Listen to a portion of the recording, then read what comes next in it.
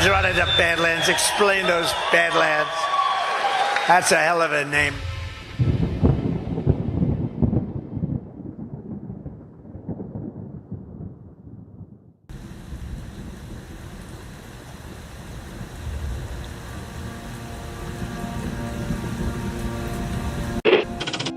Mr. Vice President, I'm going off script again, I know, but I just want to personally thank you.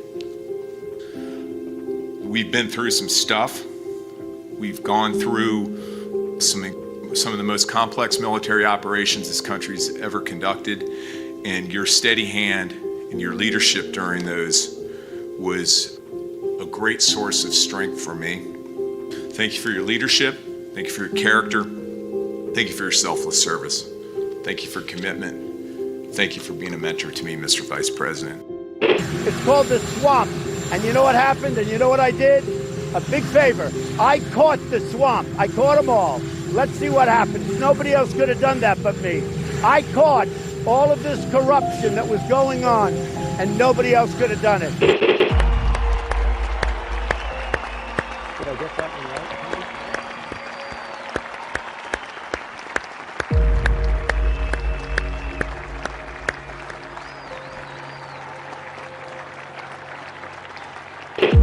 Every 4 years, we gather on these steps to carry out the orderly and peaceful transfer of power. Today's ceremony, however, has very special meaning, because today we are not merely transferring power from one administration to another, but we are transferring power from Washington, D.C., and giving it back to you, the people. For too long, a small group in our nation's capital has reaped the rewards of government, while the people have borne the cost. Washington flourished, but the people did not share in its wealth. This American carnage stops right here and stops right now. The forgotten men and women of our country will be forgotten no longer. From this day forward, a new vision will govern our land. From this day forward, it's going to be only America first. This is a president of the United States who is a danger to the Republic. America first. He knows he's an illegitimate president. The oath of office I take today is an oath of allegiance to all Americans. The great Trump recovery. America will never be a socialist country. I will fight for you with every breath in my body. Russia, Russian, pro-Russian, Russian, Russia, Russian, Russian, Russian, the Russians, Russian, Russia, Russia, Russia. And I will never, ever let you down. A dangerous virus is spreading rapidly in China, and U.S. officials are very worried that it could come here. This is really the worst attack we've ever had. This is worse than Pearl Harbor. This is worse than the World Trade Center. There's never been an attack like this. The time for empty talk is over. Now arrives the hour of action.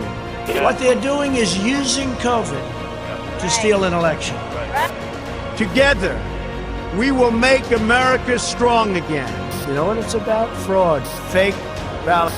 We will make America wealthy again. They are trying to steal the election. Now, under the leadership of President Trump, we are fully realizing President Kennedy's prescient view of Special Operations Forces.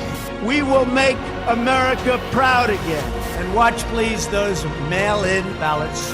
We will make America safe again. And in millions and millions of ballots. Their vote is under what they thought they needed. They're dumping more ballots in there, okay? And yes, together, we will make America great again. Thank you. God bless you. If we are right about the fraud, Joe Biden can't be president. Congress, the chair declares the joint session dissolved.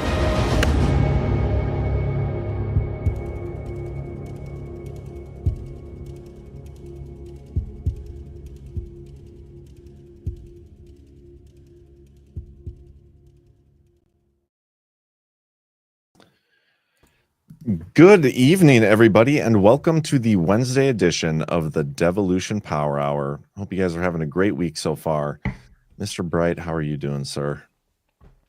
I'm going to steal a line from Chris and say that the horrors persist, whereas he says the whores persist. Yeah. The Sometimes horrors. he enunciates it correctly, but Right. rarely, and Usually I it's the appreciate it. horrors he's talking about, but those persist, and the horrors do as well. But also, actually, I've fallen apart. You I'm had a not rough really day with persisting. rough day with the child, huh? He was great. He was great. I'm just tired. When he doesn't sleep, that means Welcome to Daddy fatherhood, doesn't get bro. any work done. So it is what it is. Yeah, one of these days you're gonna have to quit one of your 12 jobs, probably. Yeah, Maybe. at some point. Hint, hint, wink, wink. Yeah, that's the worst part of kids. Kids are great, love them, they're a lot of fun, but they destroy any hope of a full night's sleep you ever had. So, Right. And at the current exchange rates, with all the trade wars going on, like selling them, you're not going to get market rates for when you sleep, try to give them back. oh, So I got to wait for the rate cuts. you need a new trade partner in Miss Bright. Exactly. How do you guys do that? Just curious. We don't have to like air this out right now, but you guys like do it in shift work or what? The baby? Yeah. Yeah, like when she's at work, I'm on daddy daycare, and then I work 2 jobs. So then I've put She works 2 jobs too. Don't belittle her. Yeah, that's true. They're not as full time as what I got going on. Any job So- can be as full time as you make it. Yeah, but anyway, it is what it is. We're gonna have some decisions to make in the weeks and months ahead. But Well, it's next okay. week when I'm the most there, important thing. I'm gonna be is the the devil baby on is your good. shoulder, and I'm gonna help you make those decisions. It's I like- can't wait to see. Know what we're gonna do when I get there? We're gonna dig that dead animal out of your wall. I haven't smelled him. Maybe you'll smell it because I might have gone nose blind. But Yeah. I don't know. It's gotten a little warmer here, and I haven't smelled the dead animal. So, like I said, the game theory was you let the other stuff, you leave the hole unplugged, and you let the other stuff get in, take care of that, and then we'll seal it up in the spring, wherever it is, Sounds like a good plan, man. or total the whole house. Either way. Did you see another person got eaten by a shark? Somebody in Israel did. I'm sure you saw that. I did not see it. You didn't? No. And now you're googling it. Is it comms? No, it's just Did somebody we got get eaten by any a shark. decodes? Not that I saw. Dude just got eaten. And everybody just stood there, filmed on their phone, like, "Oh, that sucked to be that guy." Look at the first headline I see: remains found after rare shark attack on swimmer in Israel. See how they're doing it? The shark propaganda is right there I mean, in the headline. it is pretty rare, So considering is how swimming many in Israel, people I swim in the assume. ocean. But I agree, sharks are not safe. Mhm. I will not go swimming in Massachusetts while we're there. It was a diver. I've been telling my parents. It finally worked on my mom, but I've been telling my parents. They're thinking like, oh, diving is safe. It's only like surfing and swimming on the surface that's dangerous. When you're diving, you're totally good, and not the case. I guess. Oh, does it say what body of water that person was in? Let me see. I'm sure this is what everybody tuned in for us So to. I think shark attacks are just popular no matter what. Watch the Hadera video when you area chance. beach. So wherever that is. So wherever that is. Hmm. Hadera How dare they? appears to be. It appears to be in the Mediterranean, of course.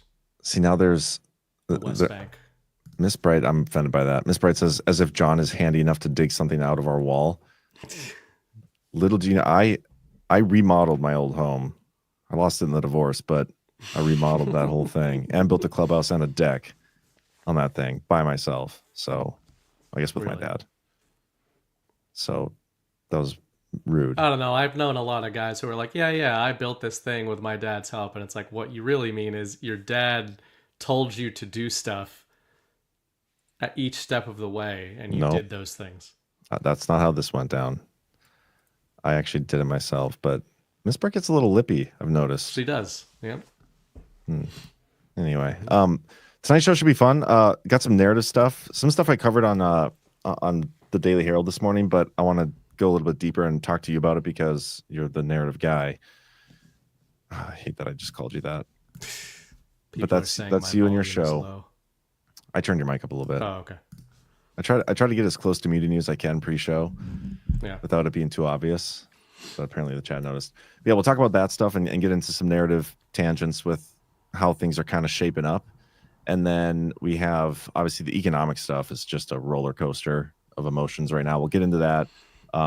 The peace deal that we've been talking about for 3 years is finally becoming the same peace deal we said it would be for 3 years. Yeah, literally in order that we said it was going to happen as well. Yeah, so stuff like that is fun. But anyway, before we get into any of that, we got to get a quick word from tonight's sponsors. So let's do that first. And we're going to start things off with... Oh, nice. We got Lean. Are you a yo-yo dieter? You diet, lose weight, but gain it all back, plus a few extra pounds. Then later you lose it and regain it again and again. It's dangerous, and studies show that it can increase your risk of heart attack, stroke, type 2 diabetes, and other health problems. Breaking free of your yo-yo diet pattern is the main reason doctors created Lean. Lean is a supplement, not an injection, and you don't need a prescription. The science behind Lean is impressive. Its studied natural ingredients target weight loss in 3 powerful ways. Lean helps maintain healthy blood sugar, helps control appetite and cravings, and helps burn fat by converting fat into energy. So listen, if you're one of those yo-yo dieters and you're sick of losing the weight, gaining it back, so on and so forth, Lean was created just for you. And you can get started with a 20% discount when you enter John20 at takelean.com. That's takelean.com, promo code John20. And if you're curious about whether or not it works, I would ask Ash. Did it not show up? Oh, I didn't even notice. What just happened? That was playing like a different video. Oh, well, that stinks. Well, this is the graphic that was supposed to be on the entire time. Jeez. Whoopsie. My bad, guys. Anyway. So let's take Lean. Ask Ash. We can do it again later. We can give him another one. Nah. We'll see. That's a lot of reading. But I broke it. Yeah, my bad, guys. This is my first time streaming, so cut me some slack. We do have one more sponsor, though. This time I'll try to make sure it's on the screen. Block Trust IRA. Badlands Crypto has partnered with Block Trust IRA to offer a secure path to convert your IRA or cash to cryptocurrency. The Patriots at Block Trust IRA offer real managed accounts with revolutionary AI Animus technology that navigates the market with computer-based precision, reducing the risk of the volatile cryptocurrency market. Animus AI Technologies was named the number one crypto trading strategy in the world in 2023 by Bitcoin Magazine. So whether you have a retirement account like a 401k or IRA, or just cash savings sitting in the bank, making you little to no interest, you guys got to make that switch to Block Trust IRA. Visit badlandscrypto.com to learn more about the best performing asset of the decade. And they are so confident in their ability to help you succeed that they're offering up to $2,500 bonus in crypto. It's badlandscrypto.com. All right, man. Any what would you want to hear first? I don't know. I said the narrative stuff, so let's do the UFC ones. That's like right up your alley. Okay. And then don't let me forget about the article about the UK and how they're. Yeah, I've got that one. Okay. Supposed to that earlier. You go first because you brought it up. You were actually the one who brought up the UFC narrative, not me. Yeah, well, I saw this earlier. What your take on it? I saw this earlier and talked about it on the Daily Herald, like I said, and I thought this was so interesting because we talk about these UFC fights when Trump walks in, and I think Chris is the one who framed it this way, but it's like a mandate heat check. Like, let's see what the pulse is, see how people react to Trump just walking into a building. And everywhere he goes, it's always really awesome, like standing ovation, rambunctious crowd. But the UFC is like even another level of that. And to me, this article is a way for the left and the establishment to like explain why that is happening, but do it in a way that diminishes that it happened, and also try to, like, this is their narrative attempt to basically still try to portray that Trump doesn't actually have the support that he clearly has when you see him walk into a building like this. And so we probably don't have to read through the whole article, but there's a couple very interesting quotes that I do want to read, especially at the end when they basically try to accuse these people of being like supporters of domestic violence and stuff. Yeah. It's very much a basket of deplorables vibe from back when Clinton made that comment back in the day. The cheers of the bloodthirsty crowd are louder and more emotionally charged than you might expect at a CPAC or a Trump rally. Over the past decade, the UFC has evolved from a fringe combat league into one of America's most influential cultural platforms. Yeah, both this article and the next one we're going to do are both very cultural, which I think is interesting too. Yep. It's become an arena where traditional masculinity is openly celebrated. It's a sanctuary for a specific kind of American identity, patriotic, macho, libertarian, and anti-woke. And then they talk about how this is where the bro vote goes. Like the bro vote hangs out at the UFC, and the bro vote is what won Trump the election. Normally, they're chronically online. It's an interesting way to phrase it. And then politically uncommitted. Then here, this is the part I want to read because this is where they frame it in a negative light. Dana White's positioning against legacy media is not accidental. He kept heavyweight champion John Jones on the roster despite multiple arrests for domestic violence and driving under the influence. He continued to back Conor McGregor after the Irishman was found liable for rape in a civil court. And then he himself, Dana White, was filmed slapping his wife on New Year's Eve, an incident that might have ended a career in another industry. But in the UFC universe, such moments are not only survivable, they are often framed as part of the brand's unvarnished realism. And so this is the part where if you read through the whole thing, get the context of everything, like I said, it's very much that basket of deplorable vibe. And I think this is what they're doing. They're trying to negate the mandate that Trump has. They have to, because right now, while they have some sort of access to our election system, they need to figure out a way to justify the steals that they're doing and are trying to do or going to do in the midterms and probably eventually in 2028. Right, 2028. What year is it? 2025. Yeah. They're going to have to justify that with the narrative, right? That's what they've done for decades. They're going to have to do it again. And so they have to keep that boat a-rowing. And that's what I think this is. But it's interesting. This was written in the Telegraph. It wasn't written anywhere here. I wonder if we see something along these lines soon here. Well, as I've hinted on many shows, I mean, people know I used to fight, but I also have spent a lot of professional time. Most of my professional career has been around the combat sports world. Many different kind of jobs there. Fighting was not one of the jobs. That was just what I did because I liked it. But data work, journalism, et cetera, worked, with the guys at ESPN in the past.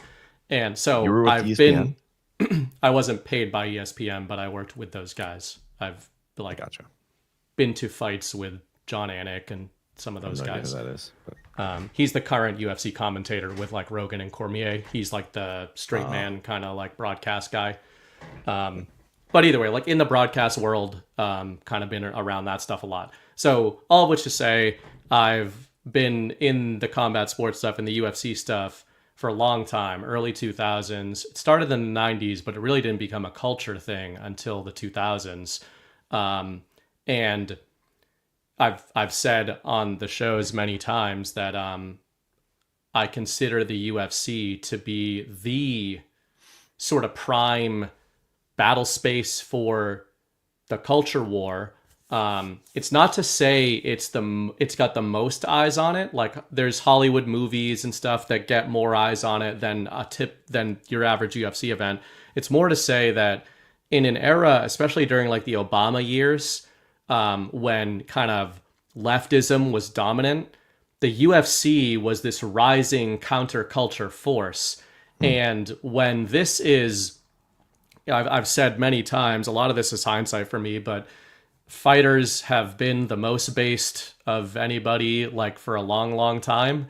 You could, during the Obama years, long before the MAGA years even started, you could go into any fight gym and the guys in there were talking about fake moon landings and blah, blah, blah. But I agree with your take on what they're doing here. And I don't know so much if it's about like specific elections. I think that's definitely part of it. It's like poisoning the well. But I am curious to see, this seems to be seeding. It seems to be very specific that it's targeted about the UFC. And the reason I bring up some of my experience there is I still keep a very close eye on the whole combat sports world. And when I say that, I also mean the narratives in the combat sports world. Specifically the media. The media there hates you The media there hates fighters and promoters just as much as the mainstream media hates, their readership, right? It's the same thing. Nobody hates fighters more than the sports writers who cover them for a living, because they're all just wannabe establishment media guys. And before you brought this to my attention today, this article, I hadn't seen it, but I did see, there's Colby Covington there. It's a good one. I did see floating around the MMA space for some reason, different sort of headlines about how a lot of modern Nazi propaganda was perpetuated on MMA forums in the early 2000s. So, and the MMA space is a really interesting space because the sport is the most, by orders of magnitude, it is the most online fan base of any sport by far. And the reason for that is that in the early 2000s, when the sport was getting popular, there were no broadcast deals in the US. So you either had to watch it on pay-per-view, or the fights that were in Japan, you couldn't even watch them live. You had to find feeds on forums to figure out what was even happening in Tokyo, like in 2005. And I just wanted to show this because I thought it undermines like one of the prime narratives that's in that article is obviously painting it as this MAGA, like you said, they're trying to minimize the effect of Trump, the social proof of Trump getting the welcoming he is there. So just as an anecdote, if you want to share my screen here, I guess I have the power to share my own screen, but I'll let you. You go ahead. All right, so this is a list of the current UFC champions by weight class, okay? So I'm just going to go through their current nationalities to show you how American MAGA the UFC audience is. These are the champs. Brazilian, Georgian, the nation, not the state, Australian, Russian, American but Palestinian, identifies as Palestinian, South African, Russian. You can't call him American but identifies as Palestinian. He comes out with a Palestinian flag, literally. Yeah, so he's not American then. Yeah, I'm just saying, like, he's a Palestinian guy. South African, Russian, American, Chinese, Kyrgyzstani, American. 2 Americans out of 11 fighters, 2 Russians, Kyrgyzstanis, Australians, Palestinians, right? Those are the champions. Yeah. Never mind if you go down the top 10. Now, do you think that 9 of the 11 champions in the UFC don't have any fans that are filling up 20,000 seat arenas and selling 500,000 pay-per-view buys, which, by the way, is like the average of how many people buy pay-per-views? How many? Every month? 500,000. Like, it's usually in the 300,000 range to 600,000. Big events like Conor McGregor. It's about what we sell for our GART Patrol tickets. Yeah, almost. It's all just to say, like, everything you said about the narrative seeding is apt, and that's just to illustrate it is so obvious that they've completely lost the plot on trying to deprogram people from a cultural perspective, because this shit is a runaway train. Like the bro vote is also known as, what is going on here? Happy birthday. You did the signal. The bro vote is also known as just normal people everywhere. And yeah, probably heavily leaning male, from every country you could think of, is against what the establishment is doing.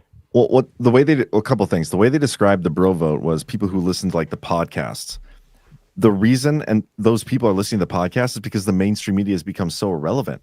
Like, that's the part they don't address in there. But then, speaking of losing the plot and the mainstream media being irrelevant, what you said earlier about the Nazi stuff, like, there's been a huge push again lately, like the last week, of like likening Trump to being Hitler and the movement as a Nazi movement. And this is what they did the last 3-4 years. And it totally backfired on them. Yet they're somehow, or for some reason, trying to do it again, all while trying to rebrand the left, like the super liberals, as the dark woke. Did you see that article? No, the dark woke. The dark woke. Is this supposed to be like dark MAGA? Well, kind of. It's supposed to be the counter MAGA, and this I thought was insane. God. I went through it on this on the Daily Herald as well. Not to plug my other show too often, but this is such a crazy rebrand. because they're trying to say that the left is typically like the peaceful ones. Many of them have tried to remain diplomatic. I think Michelle Obama's quote, "When they go low, we go high." Let me see if I can find.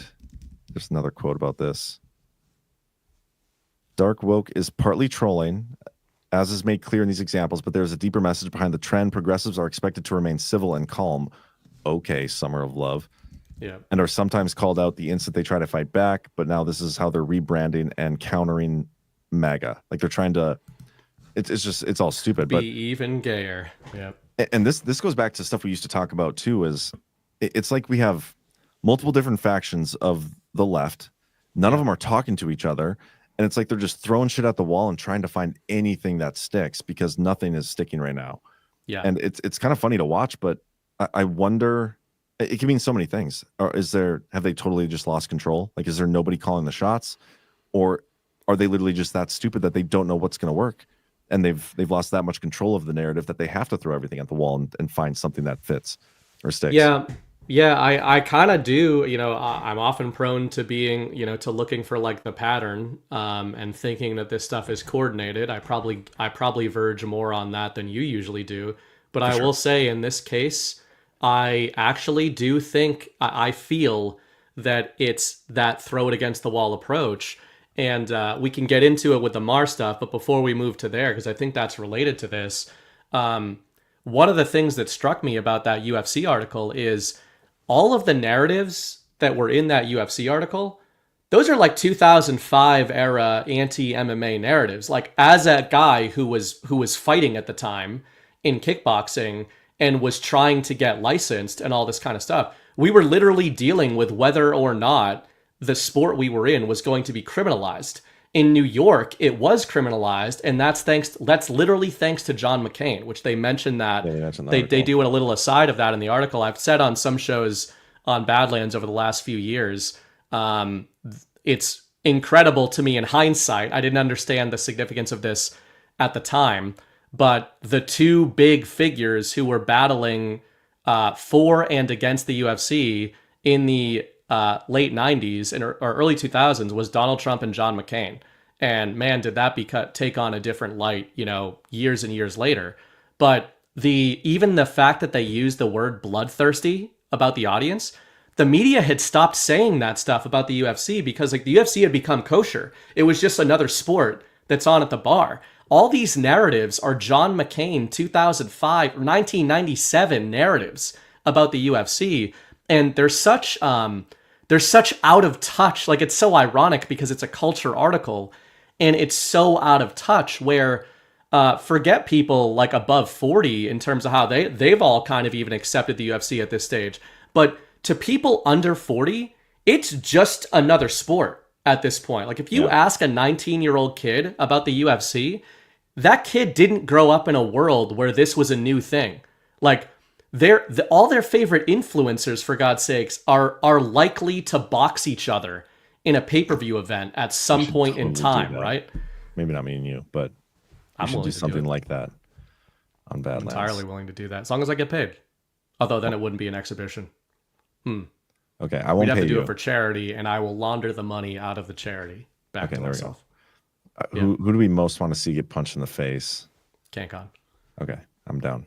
Totally all in. And I like him. I just want him to know. I just want to see him get punched in the face. I'd love to see that.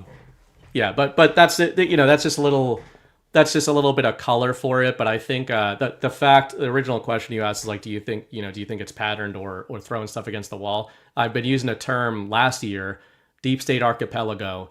And this feels like an archipelago approach. Like, the Telegraph has decided they're going after the UFC and like, let's damage that brand. You got politicos going after Elon Musk and like JD Vance. And then what you mentioned, like, there's another whole faction trying to brand us all as Nazis again. It's like, guys, you did this already. Yeah. Like, this stuff is it's all over. It's not going to happen. You said something about the culture a little bit ago that I wanted to comment on. I forgot to write it down, and I already forgot it. Damn it. That the UFC was a hopefully it'll come back to me. Touchdown. I don't know. Damn it, I'll just have to replay it. I'll think of it in the middle of the night, and I'll text you about it. One more point on the UFC, though, from a culture perspective, currently, and they do acknowledge it. I don't know if it was in that article, but there's some other articles going around bashing the UFC. It has become like the kingmaker deal making zone, or at least what we're told. We're told it's a deal making zone. You're seeing all these guys on the podcasts, politicians, etc., or cabinet members, and they're all claiming that they're meeting each other at these UFC events, and they're being photographed. Remember, we had the A-team photographs of like Trump's cabinet pics all at the MSG card. I come to every freaking one. That's so stupid. Yeah, it's become kind of like the more so than just the crowd. It's clearly where the counterculture figures are going to get that social credit as well, and like draft off of Trump and his association. I don't even think you can call it counterculture anymore, though. Like at this point, they're pretending to be counterculture. I think. Yeah, I think it is ridiculous though that like Trump's admin, this last one they were at, like they all went to that. They had a cabinet meeting on like a Thursday, and then Friday night they were all at the UFC. Yeah, where's it's a little silly. Where's the Epstein files? Pam Bondi. Actually, she almost might not have been there. They're just she was figureheads. Yeah, maybe, possibly. That's how it feels. We could probably. I think that they are TV characters, as Chris says, and they very well could be, but that doesn't mean we can't like. Oh yeah. Demand these TV characters do something, or the people behind the TV characters, and that kind of gets into some of the narrative engineering stuff I did want to talk about because, and maybe we're segueing into this too early, because I think the Bill Maher stuff probably fits more with the culture stuff, but I do want to get into that at some point about how both sides are narrative engineering, and I don't remember the context that you used this term on Sunday, and it might have even been Ash who used it. I don't remember, but I think she was referencing me using it the week before, but I don't know the context in which she brought it up. But she was in chat, so Ash, if you remember the context. Yeah, either way, you guys mentioned that on the show this last Sunday. I was like, oh, that's an interesting topic because the narrative engineering works both ways. And if some of the stuff, with the devolution theory and whatnot are correct, and some of the stuff has already been established and played out, like think of the Ukraine peace deal. You already have the deal in place, but you need to engineer the narrative to result in the deal that you have in place. So you need to like move these pieces and create these narratives, and that's probably going on in a lot of areas that we don't even really think of. But I go back and forth, like I waffle on this because it's to me it's an internal struggle between, is it all narrative that we're watching and all this stuff is already done, which I think there's a definite possibility that's the case. But that's much more of like a very trust the plan bro type thing, and I don't align with a lot of people's interpretation of trust the plan bro. But then the other side of that, and this is where I probably lean, I definitely lean this way.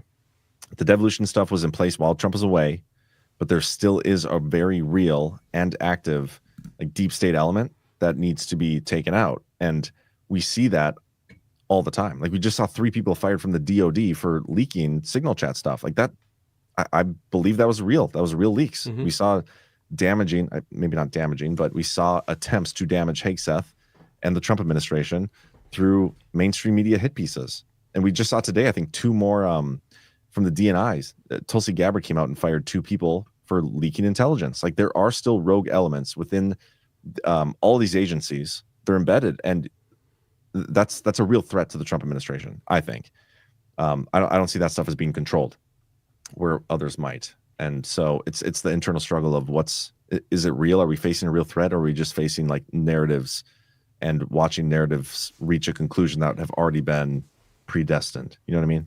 Yeah, and I think the reason I am so interested in narrative, I think I see things in narrative easily, and that's why I probably gravitate toward it, because, part of the reason I started that show and really leaned heavily into that is I think when you are obsessed with plot structure and character ciphers and all this kind of stuff, if it's going on in the info war, you just pick it up subconsciously. Just like, when you were writing the Devolution series, you had you'd become so well versed on all of the mechanisms that it would take to implement continuity of government, that any kind of little thing that might fit into it is going to stick out to you that's not going to stick out to other people. Yeah. So, but to your point, I do think it can be both at once, and this is why I really have worked to try to clarify and a lot of this is my own evolving thoughts on narrative warfare, but to say that when I've always talked about narrative warfare, it's not been to suggest that nothing is happening. It's been to suggest that we're watching layers of a war play out. And, you know, the terminology that that Rich Higgins used in the Higgins memo of the battle space, I that really stuck with me in terms of the different types of battle spaces. You know, in a kinetic war, you're thinking multiple fronts in terms of the territory. And that's how I think of the whole info war. Like there's the narrative layer of the war. There's the actual layer of the war.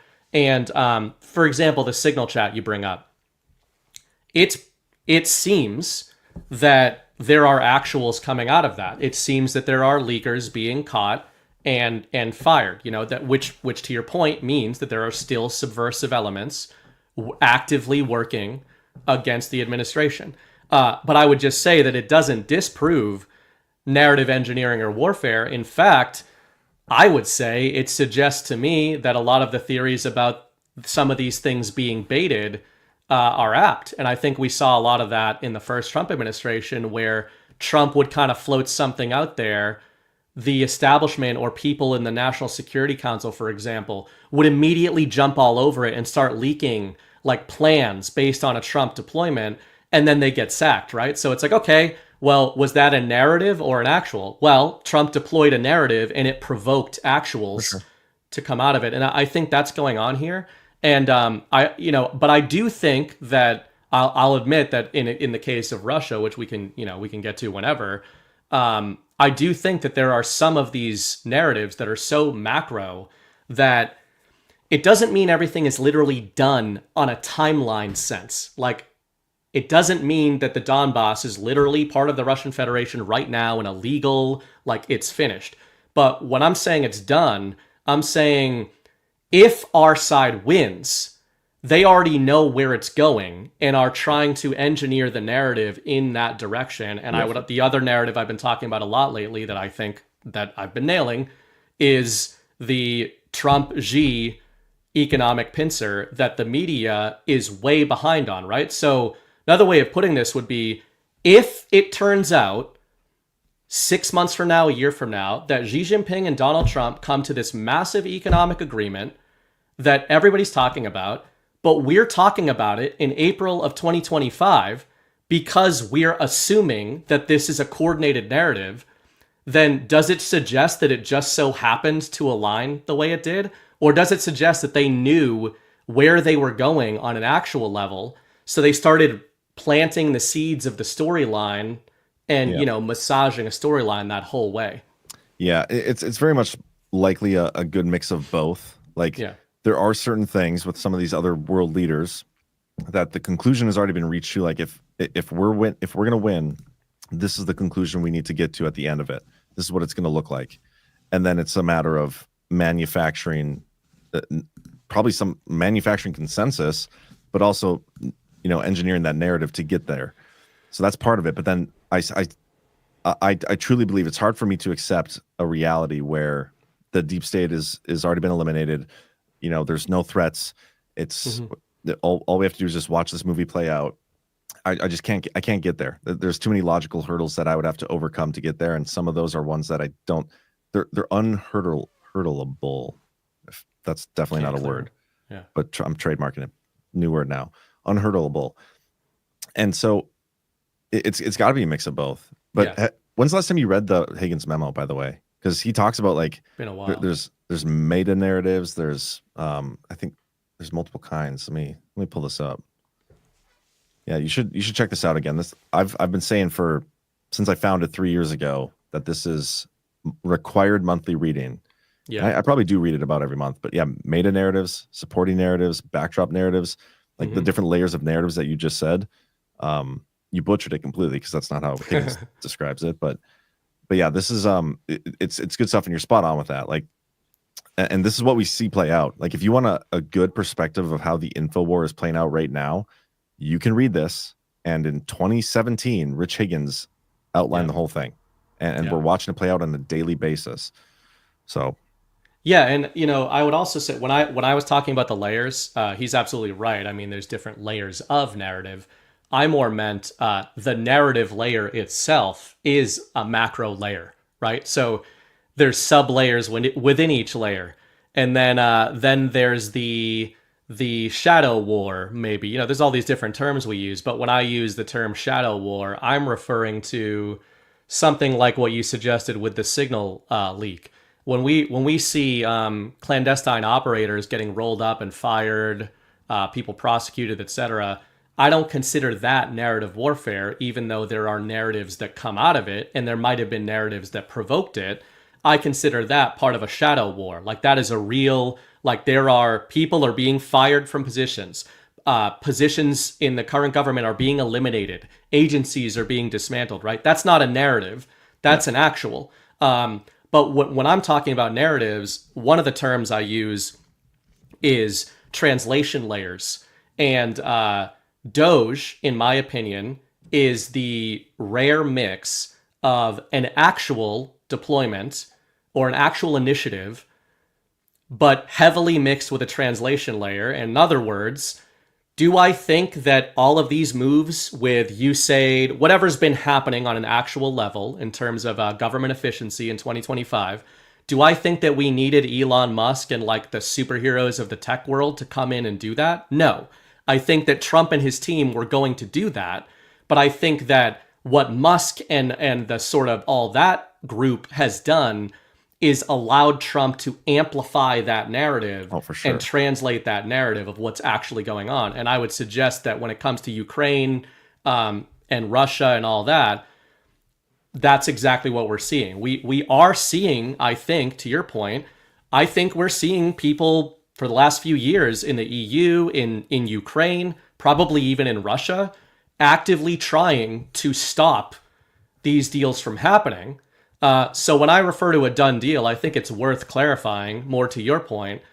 I think that Donald Trump and Vladimir Putin, the principal players, the power players in the world, have agreed on what they want the outcome to be. But I do agree that there are people trying to stop that outcome from being reached.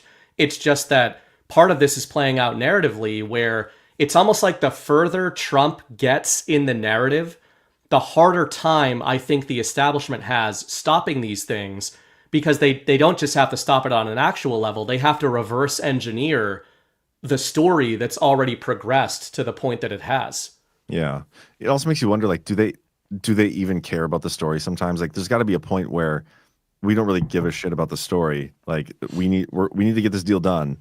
Let's just do it. And people can try to figure out what happened on their own. You know what I mean? Like, the choice to know will be yours. Like, if you want to figure out what happened with this story, figure it out on your own. Because that's one thing I don't like, and why I get a lot of shit for this too, which it still blows my mind. By the way, thank you to John in Connecticut.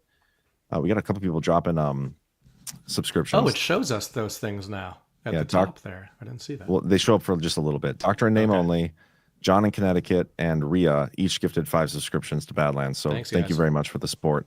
Oh shit, what was I just talking about? You get a lot of shit for talking about. I get a lot of shit for my position on, like, I'm not just going to sit here and give excuses to these people. If I want to see something, I'm going to do it myself. That's my personality. Like, if I have a goal or whatever, if I want to do something, I'm not going to let somebody else do it for me. I'm going to make sure that shit gets done myself. You know what I mean? Unless, like business wise, you delegate shit, whatever. But if there's something I can do within my control, I'm going to get it done. And so when I see things that are kind of out of my control, I'm going to demand that the person that does have control get that thing done, especially when you campaign on it and you promise it and you go on podcasts and talk about it and, like, oh, day one, we're going to do all this stuff. And none of it happens on day one. Like, what the hell are we doing? Either you're a liar, or if something's going on behind the scenes, that's great. Just be transparent about it. We're not getting any of that. And so I advocate from a position like, I'm not just going to sit here and trust the plan all day long. I'm going to demand what was promised to me until I get it. And people don't like that. And I don't remember where I was going with this. I got rudely interrupted by all the subscriptions that were gifted, but dang it. Well, I don't think that that's wrong. I don't think that's a bad mentality. I don't think that narrative warfare, I don't think you're saying this, but I don't think that mapping narratives is the same as just trusting the plan. What I personally do when I'm mapping the narratives is I'm trying to see where I think the actuals are based on what's going on in the narrative. For example, when you see Trump kind of reverse course on a narrative, I think it gives you hints as to what's actually going on. It is frustrating. I mean, it's the whole reason we do this is to try to like, a lot of it is we're trying to parse what's actually going on. Keep in mind too, there's so many layers to this. I'll use the economic stuff as an example because that's really what I've been thinking of a lot. But even from a narrative perspective, keep in mind that this is strange, but on an actual level, all of these other nations are also trying to figure out what is narrative and what is actual, right? They're doing what we're doing right now with Russia, Ukraine. We're trying to be like, how much of this is actual and how much of this is narrative? The EU is trying to figure out how much of Trump's tariff deployment shit is actual and how much of it is narrative. And you can kind of see the benefits of doing that when you're in this kind of a battle space where Trump is he's using narrative to sort of bluff, and then whoever calls the bluff, he hits him with an actual. And I do think you are seeing more actuals happen. It's just that there's still a heavy amount of narrative. But I think he uses the narrative in order to forward actuals. Like one of the things that I've been saying about the trade war, for example, is a lot of the narrative deployments that Trump has forwarded about what tariffs he's going to hit people with have not actually happened. Not a single one. Right, China. except Apple and Taiwan Semiconductor and all these companies are actually reshoring their production, right? So did nothing happen? Or did Trump deploy a narrative and the narrative provoked an actual shift in international trade? Like, so to me, I don't care in that specific instance, like if he implemented the tariff or not, because Apple just invested $500 billion in the US on the back of a story. Yeah, they're got to be getting close to $4 trillion in investments now in the United States, which is nuts. But this goes back to the Scott Besson article where he talked about the shadow Fed chair. He's like, tariffs are great, but like they're not going to be long term, except for maybe China.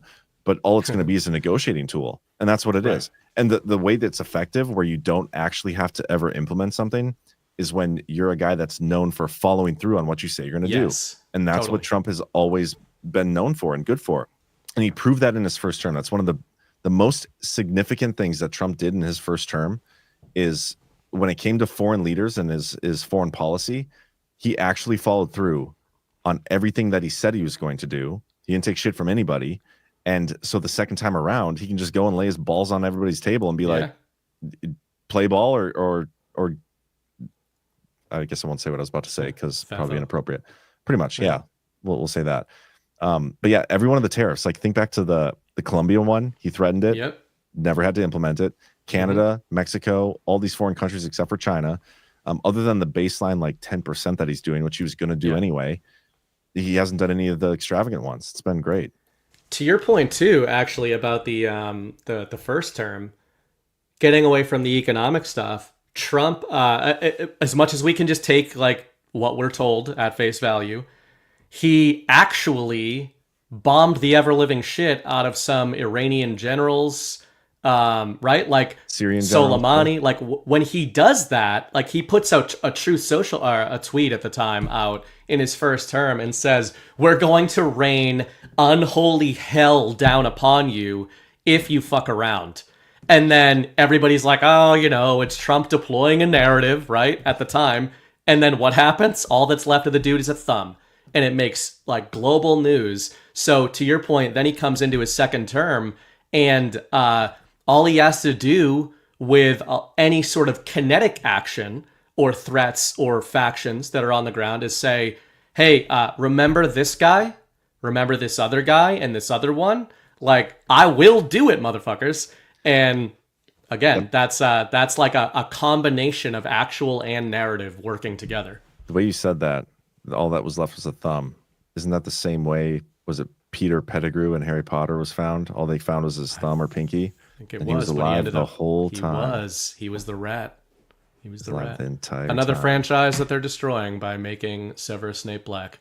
Yeah, it's such a weird thing to do. Mm-hmm. But whatever. Almost like it's intentional. You know, my son told me today. We watched Lord of the Rings. I don't remember when with him. Like he wanted to watch this, so I watched with him. This was like months ago. We were driving home. It's like, Dad, do you want to know what my favorite movie is? I was like, what? Like I was thinking, I don't know, the Minecraft movie, freaking Wreck-It Ralph or something. He's like, Lord of the Rings. Like, damn it. Awesome. We got him. We got another one. And it was like Which months one's ago. his favorite? What are his favorite arcs? He hasn't even finished the whole series. He's only watched the first one. It's a That's great his favorite one. thing. And I was like, you know, It's there's become- two more.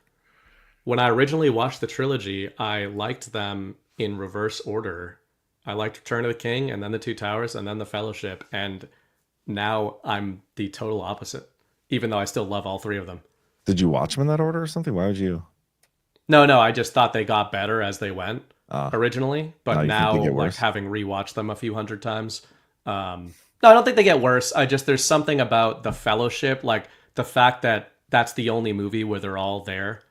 Yeah. The nostalgia from it. I was also 12 when I watched it, and I didn't think it was going to be good. And it was like changed my whole life seeing that movie. For the better or for the worse? Who knows?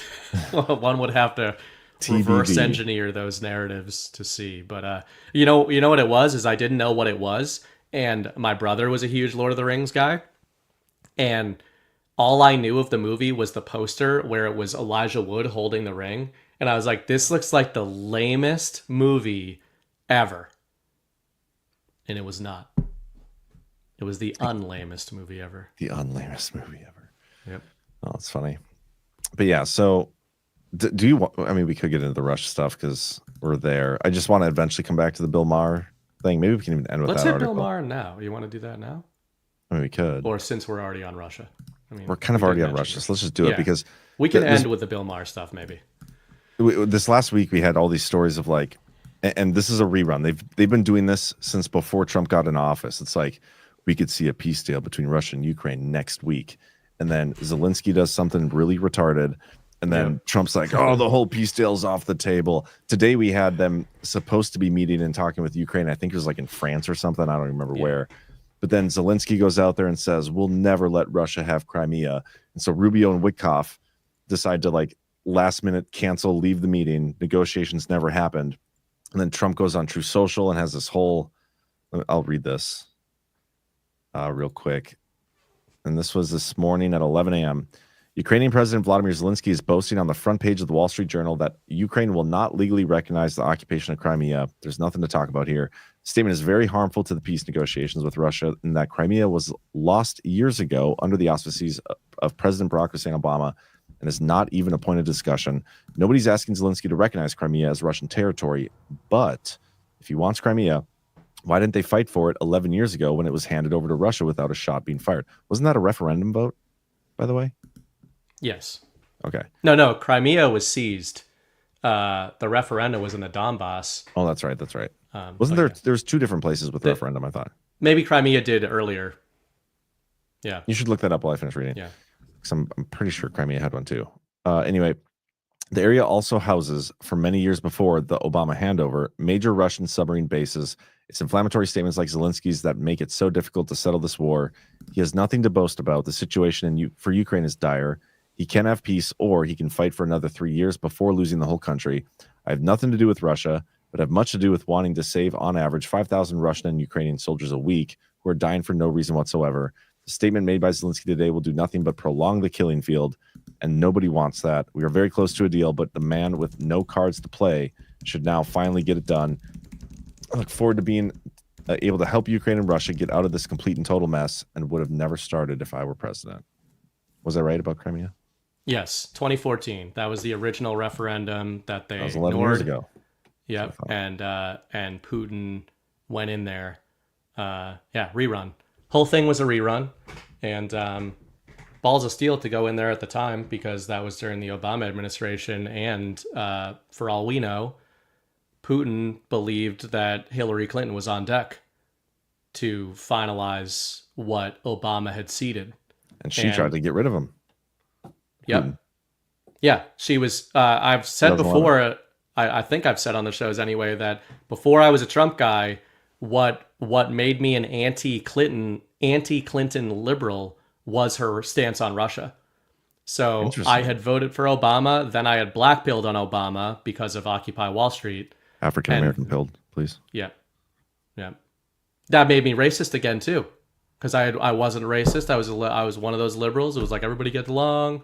Voted for Obama, and he rugged me. He set us back.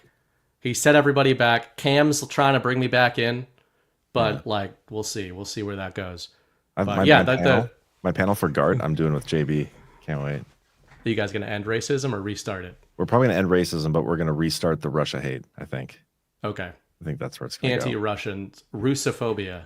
I like it. Yeah. We're gonna discuss that. I actually have no idea. I texted him. I was like, hey man, think of topics. I'll let you decide. So very much looking forward to it. By the way, guys, get your GART tickets if you haven't yet.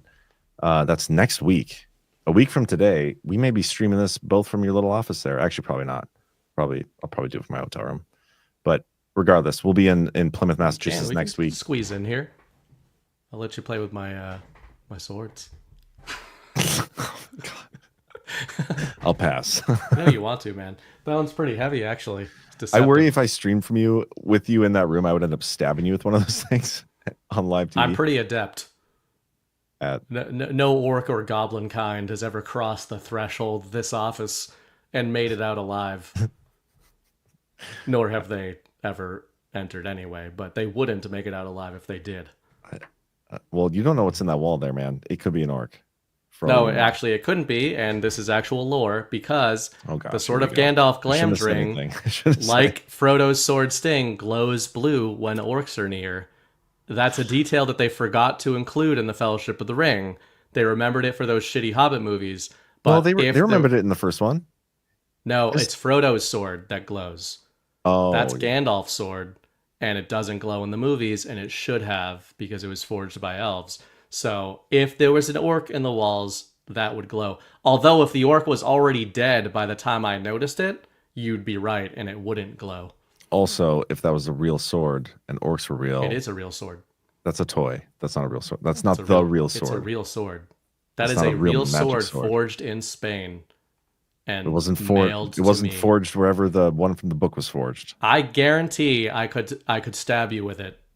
Well, I'm not saying that. I'm saying it's not the magic one from the book that glows blue when orcs are near. Opinions vary. we may never know. You test it out. You better hope we don't find out. Oh God, this is totally derailed. Yes, so the Crimean referendum, Putin went in 2014, and that's one of those things too that makes me wonder. Like, even going back to when you referenced the Trump 1987 Time magazine interview about peace with the Russians, how far back. It's amazing that we avoided the sort of kinetic war between East and West that obviously the Obama regime was trying to kick off, and that Clinton was trying to come in and kick off after him. Like, it's incredible that Putin went into the Crimea and we didn't get that started. And then, as I've said many times, I believe one of the big international implications of devolution, which I do think was planned, was for Trump to leave the stage temporarily so that Putin could go in without Trump feeling the need to do something about it. Like, he'd be getting, I think, all the rhinos, everybody would be calling for him to stop it. Yeah, the way that we talk about Trump and Putin, common enemy, ISIS, they worked together in the past, so it's logical that they would be willing to do it again with the common enemy being Clinton and the deep state. Makes the whole Russia stuff from 2017 so much more interesting, and your series too, the Righteous Russia, so much more interesting. But yeah, sorry, I'm distracted. Everybody loved the sword talk in the chat. Yeah, I got rid of a troll, a cave troll. Did your sword glow blue? Was it an orc troll? It was. It's one of the great line deliveries too, Sean Bean. They have a cave troll. So matter of fact about it. It's like, ain't nobody got time for this. They have a cave troll. Yeah. Oh, I wanted to show on the Russia thing. So, we buried the lead here, but because, Did we? You're obsessed with Lord of the Rings, can we please keep it on topic, John? Sure. So the Russia stuff, We've been saying, and it hasn't taken rocket science. The crazy thing about the narrative engineering and everything is that if you just figure out which leaders to believe, you can just pass off the things they say as your theories and then be right every time. And it turns out that Vladimir Putin saying stuff has a super high rate of mapping onto reality. And I've been saying on social media this week to revive it, and we have the receipts of having said it for 3 years. Vladimir Putin had 3 stated goals for the special military operation in Ukraine. 1 was for the Donbass to become part of the Russian Federation. 2 was for Ukraine to agree or sign to never join NATO. And the third one was I forget. Let me find it. I thought I've ruined my whole. I thought it was the denazification. Crimea. That was one of He his said it was goals. a denazification effort. Yeah, that's true. But in terms of for the parameters of a deal, for a peace deal, the 3 parameters: the Donbass joins the Russian Federation, Ukraine never joins NATO, and Crimea remains Russian, or is recognized as part of Russian territory, right? So what we said in 2022 was that at the end of this whole thing, first of all, Donald Trump would be president again. And second, he would play hardball with Putin in the media, but the end result of the deal that he would broker between Russia and Ukraine would have all 3 of those elements in it. And what did we see this week? Trump has already checked 2 of them off the list. He has already said Crimea is part of Russia, and he has already said Ukraine is not joining NATO. So all we're waiting for is the third one, which is the Donbass being recognized as the Russian Federation, and we have a hint that this is going to happen. Is that the Kursk region, by the way, the Donbass, or are those separate things? Because Kursk is in Russia already. Okay, because I know, not to interrupt, but I'm interrupting. No, it's fine. There's a story that came out today where they say Russia finally got back like the last of the Kursk region. They finally got Ukraine out of this one monastery. That was the little area of Russia that Ukraine had a counter push into and supposedly took over. I don't believe any of this, but according to the narrative, well, I just think Ukrainians held this Russian city. Yeah, it's funny the timing of this story coming out, because it came out basically the same day where they're like, well, whatever the lines are now that we're super close to a peace deal is, we're going to keep them this way. And so Russia like gets back the last bit of territory Ukraine actually won over. Yeah. And then it's like, okay, lines drawn here. No take backsies. Yeah. Well, and to your point too, is the Kursk offensive is what they were calling it, the Kursk counteroffensive. That was one of the big narratives that the establishment globalist media was parroting over the last year, of saying, see, the Ukrainians do have a chance.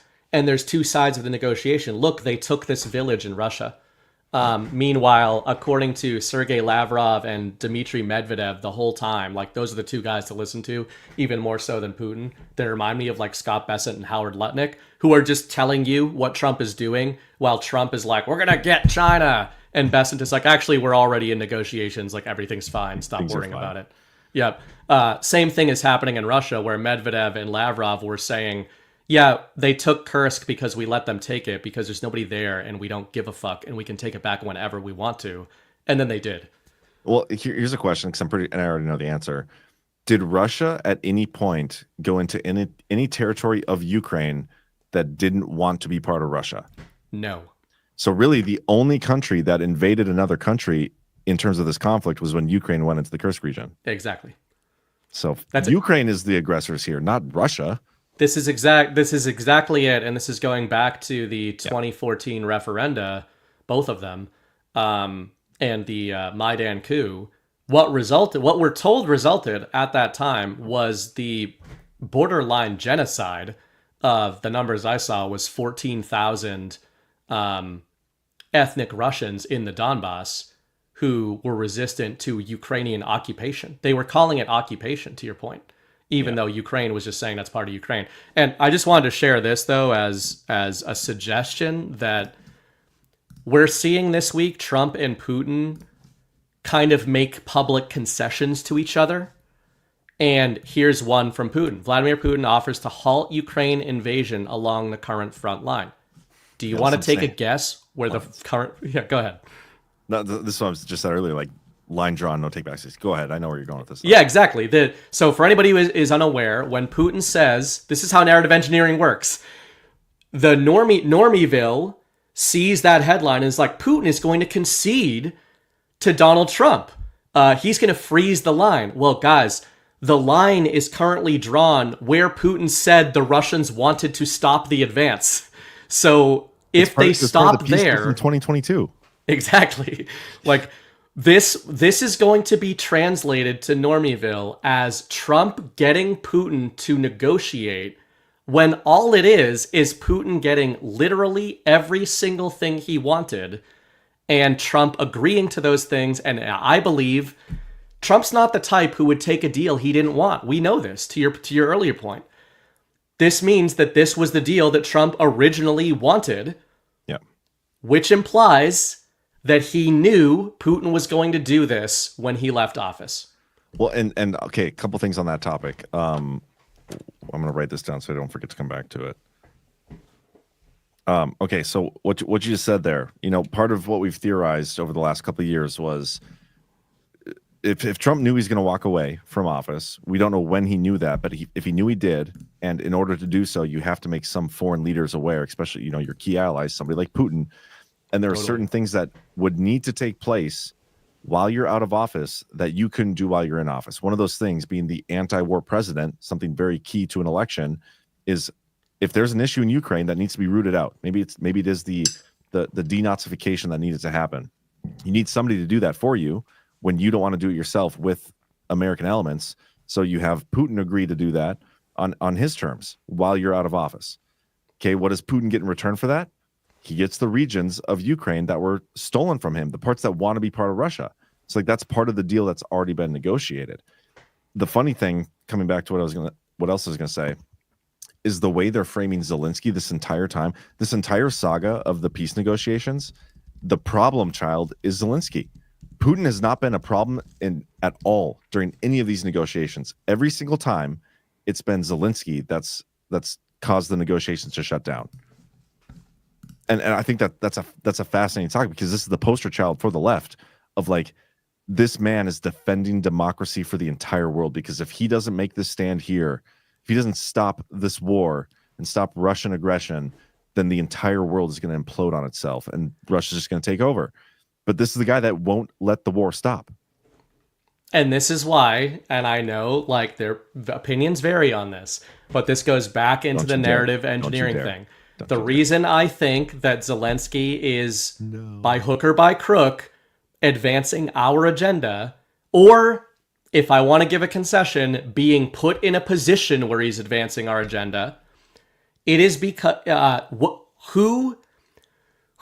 which narrative is Zelensky's deployments forwarding or lending energy to? I would argue it's been catastrophic for the globalist side. Every single thing he does is bad. Why? Look at that truth that you read earlier from Donald Trump. Donald Trump, or put it another way, Volodymyr Zelensky is giving Donald Trump all of the narrative shielding that he needs to further align with Vladimir Putin in the negotiations, according to the public narrative. Trump can't just come out, we've known this for years, that Trump can't just be like, I side with Putin in the Ukraine conflict. Like, that was such a horrible story that he had to try to untangle, a century of anti-Russia propaganda, all this kind of stuff, right? But with Zelensky being inarguably ridiculous and, to your point, acting as a warmonger super publicly, it is giving Trump all of the ammunition he needs to be like, well, in this context, Vladimir Putin is the guy that is being reasonable. Yeah. So he's giving, like, if you we've seen this firsthand. If you talk to a normie, even Trump-supporting Republican about Vladimir Putin, their baseline assumption is that the Russians are bad. So you need a certain amount of like public mandate. How does Trump get the mandate from his own base to give Putin concessions? you have a stark raving, warmongering madman leading Ukraine and undoing and waffling on every single narrative he's got. And you get to have it either way. You can think that I personally think that he's probably was offered a deal because he's screwed either way. But if not, then it really might just be a crazy guy panicking and freaking out at every turn. Well, not to use the word bicameral, but I feel like I have to here, because the alternative reading on this is that Zelensky isn't controlled. He's not being forced to do this by anybody other than the enemy, and the enemy wants this war to go on forever. They don't want to. They don't want to end this thing. It's their money laundering operation. But at some point, the war and Zelensky being the one making this peace not happen, that becomes an untenable position. The same way that stealing the election from Trump in 2024 was an untenable position. Like they tried everything they could to make it, justify the steal, but at a certain point you can't stop it. So you have to let it happen. That's going to happen here with the war. And maybe that's why it's taken so long to get this negotiation to go through. The same peace deal that Trump said we'd have before he even got inaugurated. It's been 3 months. That's much longer than we were promised. And the person that's the problem is ready. The person that they said was the problem, and Putin, is at the table waiting. He's been waiting the whole time. Zelensky is the one that is not letting the deal go through, and I think it's by design from the enemy. I think they don't want it. They're trying to milk this as long as they can, but at some point it's going to become untenable. The support for the war and the support for funding the war everywhere has gone so far down. Like nobody gives a shit about Ukraine anymore. Yeah. In fact, the sentiment has turned negative on Ukraine, which is shocking in the context of what it was like in 2022, besides people like us were the only people saying that they were bad from the start, or that Russia was good from the start in this specific conflict. But to your earlier point, this actually dovetails into one of the things you said about things not getting done day one, right? Yeah. Whether this is narratively, whether Zelensky's taken a deal or not, or if it's more what you're suggesting, like he is actively resisting and preventing this from happening, it kind of goes back to what you were saying about these day one things. I think this is where the Trump administration, Trump in particular, gets a lot of rope in these circumstances, because I think that he has earned, whether you think it's narrative or actual, he has earned the benefit of the doubt that he has provably been trying to implement these things on day one, like the peace deal in Ukraine. Yep. And to your point, things outside of his control have been preventing that from happening. And I know we talked about this a lot last week, so we don't really have to go into a big thing about it, or the last couple of weeks. But I would suggest that this same exact dynamic is playing out with Jerome Powell and the Federal Reserve, where Donald Trump has also made a lot of promises about the stock market and the U.S. economy day one, right? And it seems like he tried to implement a lot of those things day one. Well, what is Trump telling everybody is the holdup? Jerome Powell and the Federal Reserve are not cutting interest rates, and they cut them heading into the 2024 election to benefit Joe Biden's reelection or Kamala Harris's election campaign. Yep. So clearly, Trump, whether Powell is controlled or not, Trump is highlighting, hey, American people, I'm trying to get your economy back on track, just like I'm trying to get peace between Russia and Ukraine. And these globalists are stopping me from doing it, and we need to do something about them. So to me, in both cases, Trump isn't trying to get the public mandate to fix the economy. He's trying to get the public mandate to fire Jerome Powell. He's trying to get the public mandate to take the American economy out of the hands of private central bankers. And I think you can only do that if you turn the American people against the Federal Reserve, which we're all against them. But if you say that to like any normie, they think you're insane to say that Trump should have the power over the Fed. It's kind of crazy to see how Trump, like how he can control and manipulate the market however he wants, just by what he says and what Besson says. Like he'll come out and say, I don't like Jerome Powell, I think I'm going to fire him. Stock market starts tanking. And then he comes out and says, well, we'll keep him there till his term's up. Stock market comes back up. He can go back every other day and manipulate the stock market. Talk about insider trading. if he wanted to. That's when you think of it like that, and using that to control the narrative too, because whether or not Powell is controlled is irrelevant. Yeah. It's building that mandate. Like the more the stuff fluctuates, I bet again he's going to get pissed at Powell. Interest rates are going to go down. At some point, it's going to go down to a point where everybody, like you said, is going to want Powell fired. I don't think he's ever going to do it. I think he's going to do the shadow Fed role, like Besson said. That's so much signal in that article. Like it has to be. Everything he said is playing out, and that Stephen Moran paper. I don't know if you read that thing yet. That thing is. I haven't read it, but I did watch a couple interviews with Moran after the fact that were in 2024. That thing's brilliant. Also a Bitcoin guy. FYI. Yeah, there's a few of these things out there from people in the administration that they put out right before the election. Yeah, and who knows how long Trump knew he's going to pick Besson, or Moran for these roles, or any of these people for these roles. But if there was some like forethought, which we assume there was, I mean, the roadmaps are literally out there. It's just a matter of finding them. Like that Stephen Moran thing was written in November before he was given the position, before Trump was in there. And it's a roadmap for everything we're seeing play out right now with the entire global economy. And it's been there this whole time. Now, I don't think we talked about this aspect of things when we've mentioned Scott Bessent, but something that I think is really interesting on a few levels, to your point about the past of some of these guys. Scott Bessent, for anybody who doesn't know, he was the sorry? Homosexual? Is he? Yeah, I've been seeing people say that. No, I've been seeing people say it. I didn't know if they were joking or not. No, he's literally gay. Okay, well, that's okay. He's into the different kind of swords than you are. A little bit of butt stuff with the boys, Yeah, happens. Anyway, besides that, he was probably doing gay stuff this whole time. But besides that, Bessent became infamous in the financial world for assisting George Soros in basically taking down the Bank of England. Now, I think this is interesting on a few levels. On the Soros level, a lot of people would look at that and be like, deep state, right? We would have done it too. We would have looked at Scott Bessent and George Soros and been like, look at these bankstery fucks. These guys are deep state. Obviously, George Soros is deep state. We all know this. But Scott Bessent was a hatchet man. He's a speaking of engineering, he's a monetary or economic engineer, which if you're an engineer, you're probably pretty good at demolishing things too. If you know how something works, you know how you can pull it apart. You know how you can break it. So for anybody unaware, look it up after the show. Look up when George Soros broke the Bank of England. It's crazy. That was Scott Bessent. And the easy boilerplate of this is that Scott Bessent engineered a scenario where he launched a speculative attack on the British pound.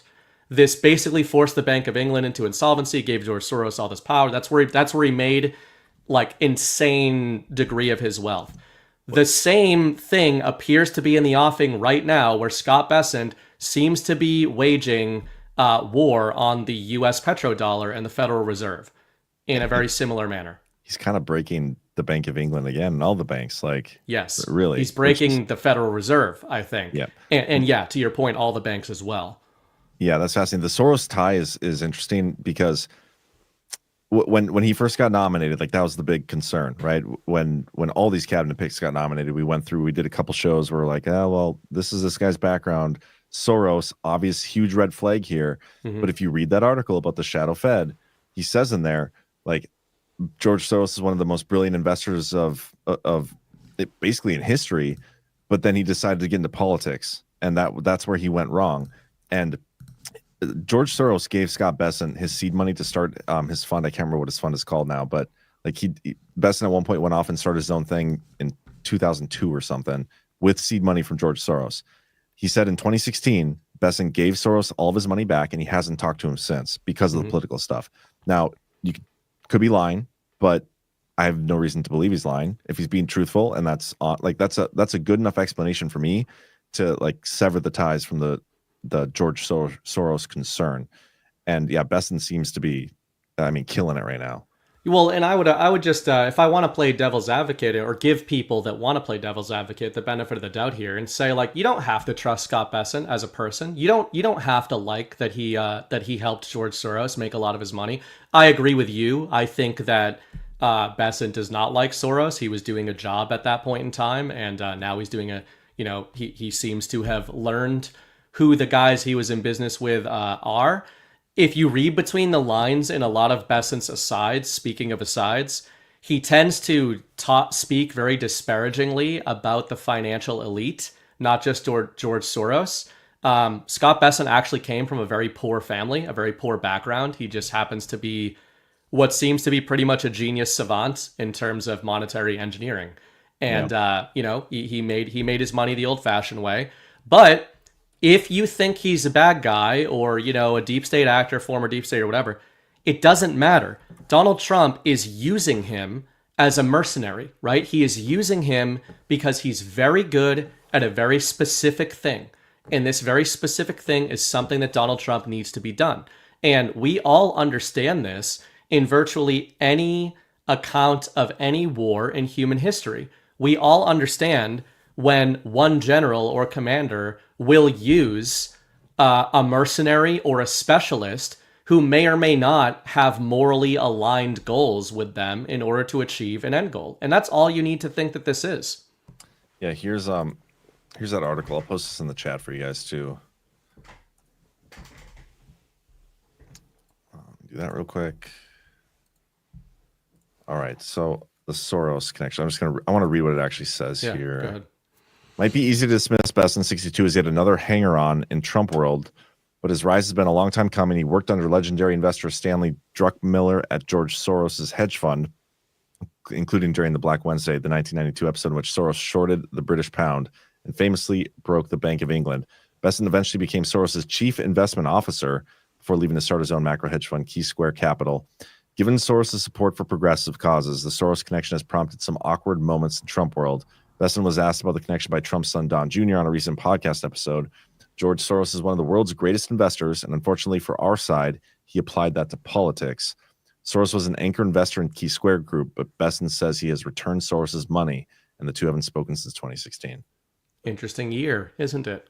Right? Sure is. There's a lot of these people, I think it makes sense. We've all been hurt so many times about, when you first wake up, you realize how many of the politicians or public figures have been in the bag, right?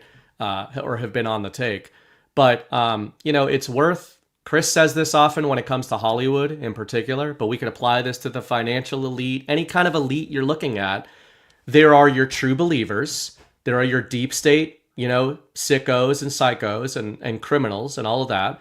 And then there are a hell of a lot of people who don't know these criminals are in their midst or what their ultimate designs are. And they're just kind of, thinking that they're operating according to the rules of a system. So there are Hollywood actors that people in this community assume are satanic pedophiles because they're doing movies with, X, Y, and Z director who you might have suspicions of.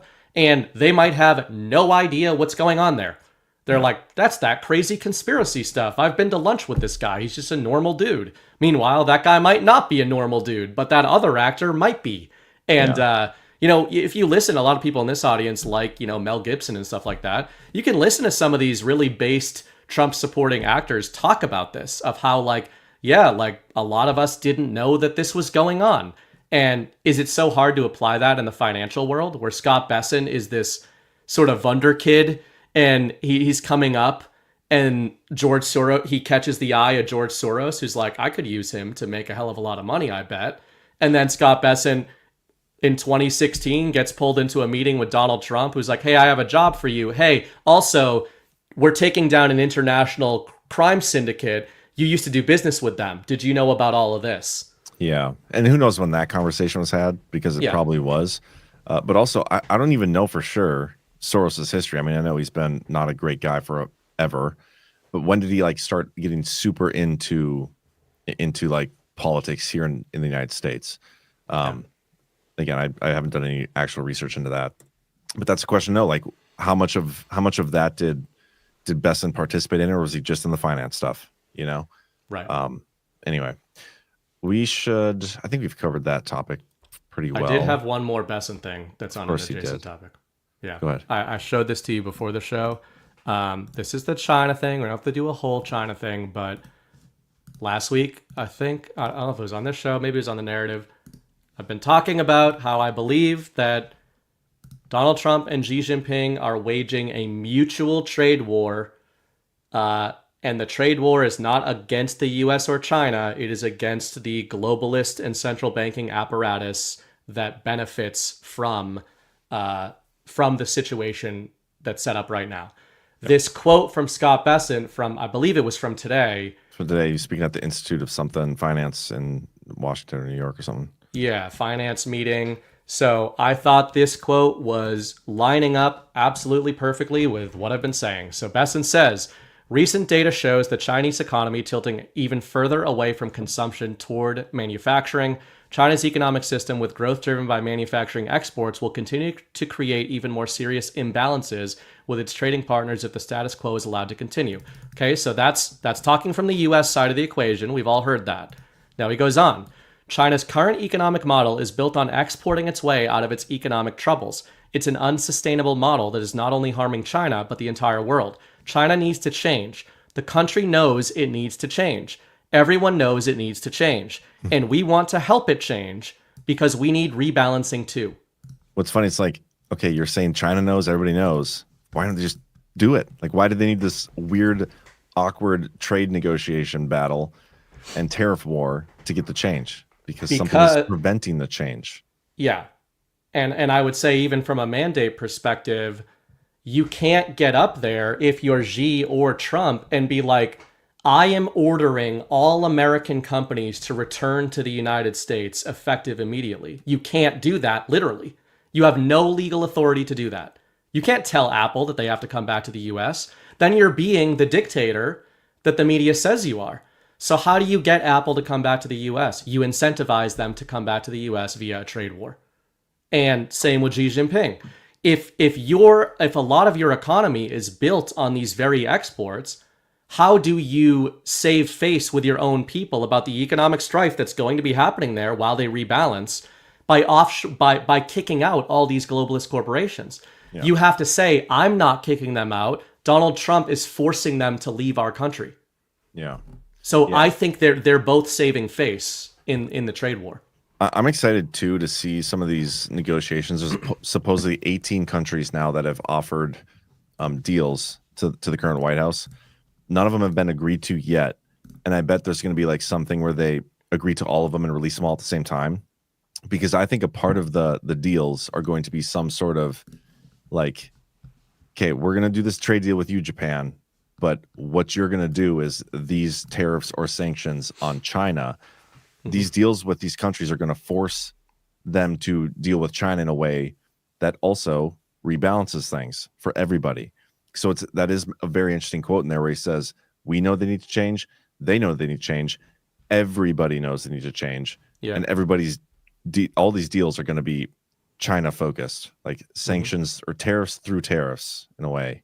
Tariffs through a mediator or a middleman type situation. The U.S. needs to develop its manufacturing base that was lost in this globalist system. That's what we lost. China has the opposite problem. All they do is manufacture shit. They have no other value. They have no industry within their own country. They have no value creation within their own country. It's all based on exporting what they make. Cheap shit that everybody else wants. Cheap shit. So that's not good for them either. Yep. No, it's a great point. There was one more thing we can talk about on the economic side of things. Again, another topic I discussed on today's Daily Herald, 1 p.m. Eastern, every weekday. The UK is heading for a full-blown financial crash, and nothing can stop it now.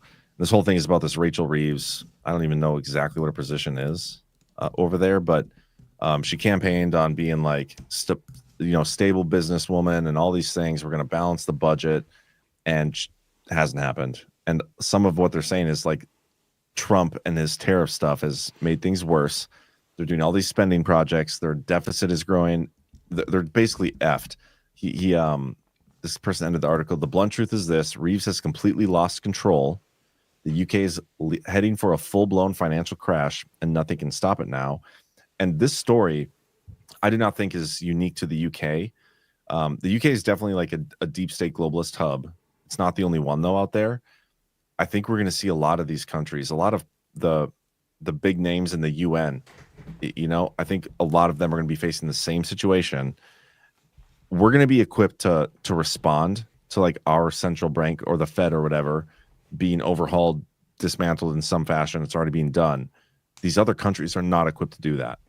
And they're going to be going through some hard times, I think, based on what's going on. But what was interesting, like today was the first day that I really focused and spent time on the Telegraph. Normally I focus on stories here, but it was kind of a weirdly slow news day. I had like 4 or 5 stories from the UK. And one story was this one, like their markets are crashing, whatever. Another one was on immigration, like new studies that we FOIA'd. Immigration is really a bad thing. Like these immigrants commit a lot more crimes than the actual citizens here. It's like, okay, you guys are kind of figuring it out. And there's another story, I don't remember which one it was, but along those lines, it's like, this is something we experienced and, you know, came to terms with or woke up to years ago, 5 years ago. They're like, they're on a 5-year leg from us in terms of some of these narratives and stories. And I don't think that's a coincidence, though, that the finance stuff is going down. Some of the stuff is being exposed, and all of a sudden they're waking up to what's wrong with the globalist agenda. You know what I mean? Totally. And similar to this, one of the stories I had seen today, this wasn't the exact story, I couldn't find it, but this is similar. It touches on it. I totally agree with you, first of all, that I think Europe, and I would apply this to Canada, are going to be in for a rougher shock in 2025 and 26 economically. And unfortunately, you know, they're going to have to get through it. So the AfD party in Germany, the Alternative for Germany party, has officially just surpassed, I think, the Conservative Party, I forget what the other one is called, as the most popular party in Germany. So this is for anybody who's unaware, this is essentially the MAGA of Germany. Of course, the European media, they're actually focusing much less on Donald Trump these days because they are really focused on making sure they try to convince all of Europe that the AfD party are the Nazis coming back. So they've kind of taken a break from calling Trump a Nazi to calling the Germans Nazis again. And in case anybody else is unaware as well, this is the party that German parliament has been threatening to ban from elections. So when we talk about the economic strife, to your point, the AfD party has essentially run its platform on anti-immigration. They're an anti-immigration Trump platform on steroids because the immigration problem is actually orders of magnitude worse in Europe than it is in the US, to your point, when it comes to violent crime. A lot of that probably has to do with the Second Amendment in the United States, right? Like, yeah, for sure. Migrants are probably going to be a little bit more careful about committing those crimes, especially in red states. But in Germany, in the Nordic countries, in England, it's open season on the native populations. So keep an eye on the AfD. It's not going to be the only one, I don't think. I think you're going to see populist uprisings in France as well. Like, Americans give France a lot of shit, but there's a lot of nationalists in France. But I think this powder keg is going to start with the AfD party in Germany. That's going to be the one that they crack down on the most. Yeah, I mean, I think we've already seen a lot of these populist uprisings, though. Like, it's happening and has happened in a lot of places. They just, again, elections, you know, and in some of those places they have a much stronger control over social media, which is kind of crazy to say because there's still very strong control over social media here. But also just the media generally, where they can get away with stealing these elections. I think Bolsonaro in Brazil and what happened there, and I could probably name more, but I can't think off the top of my head right now.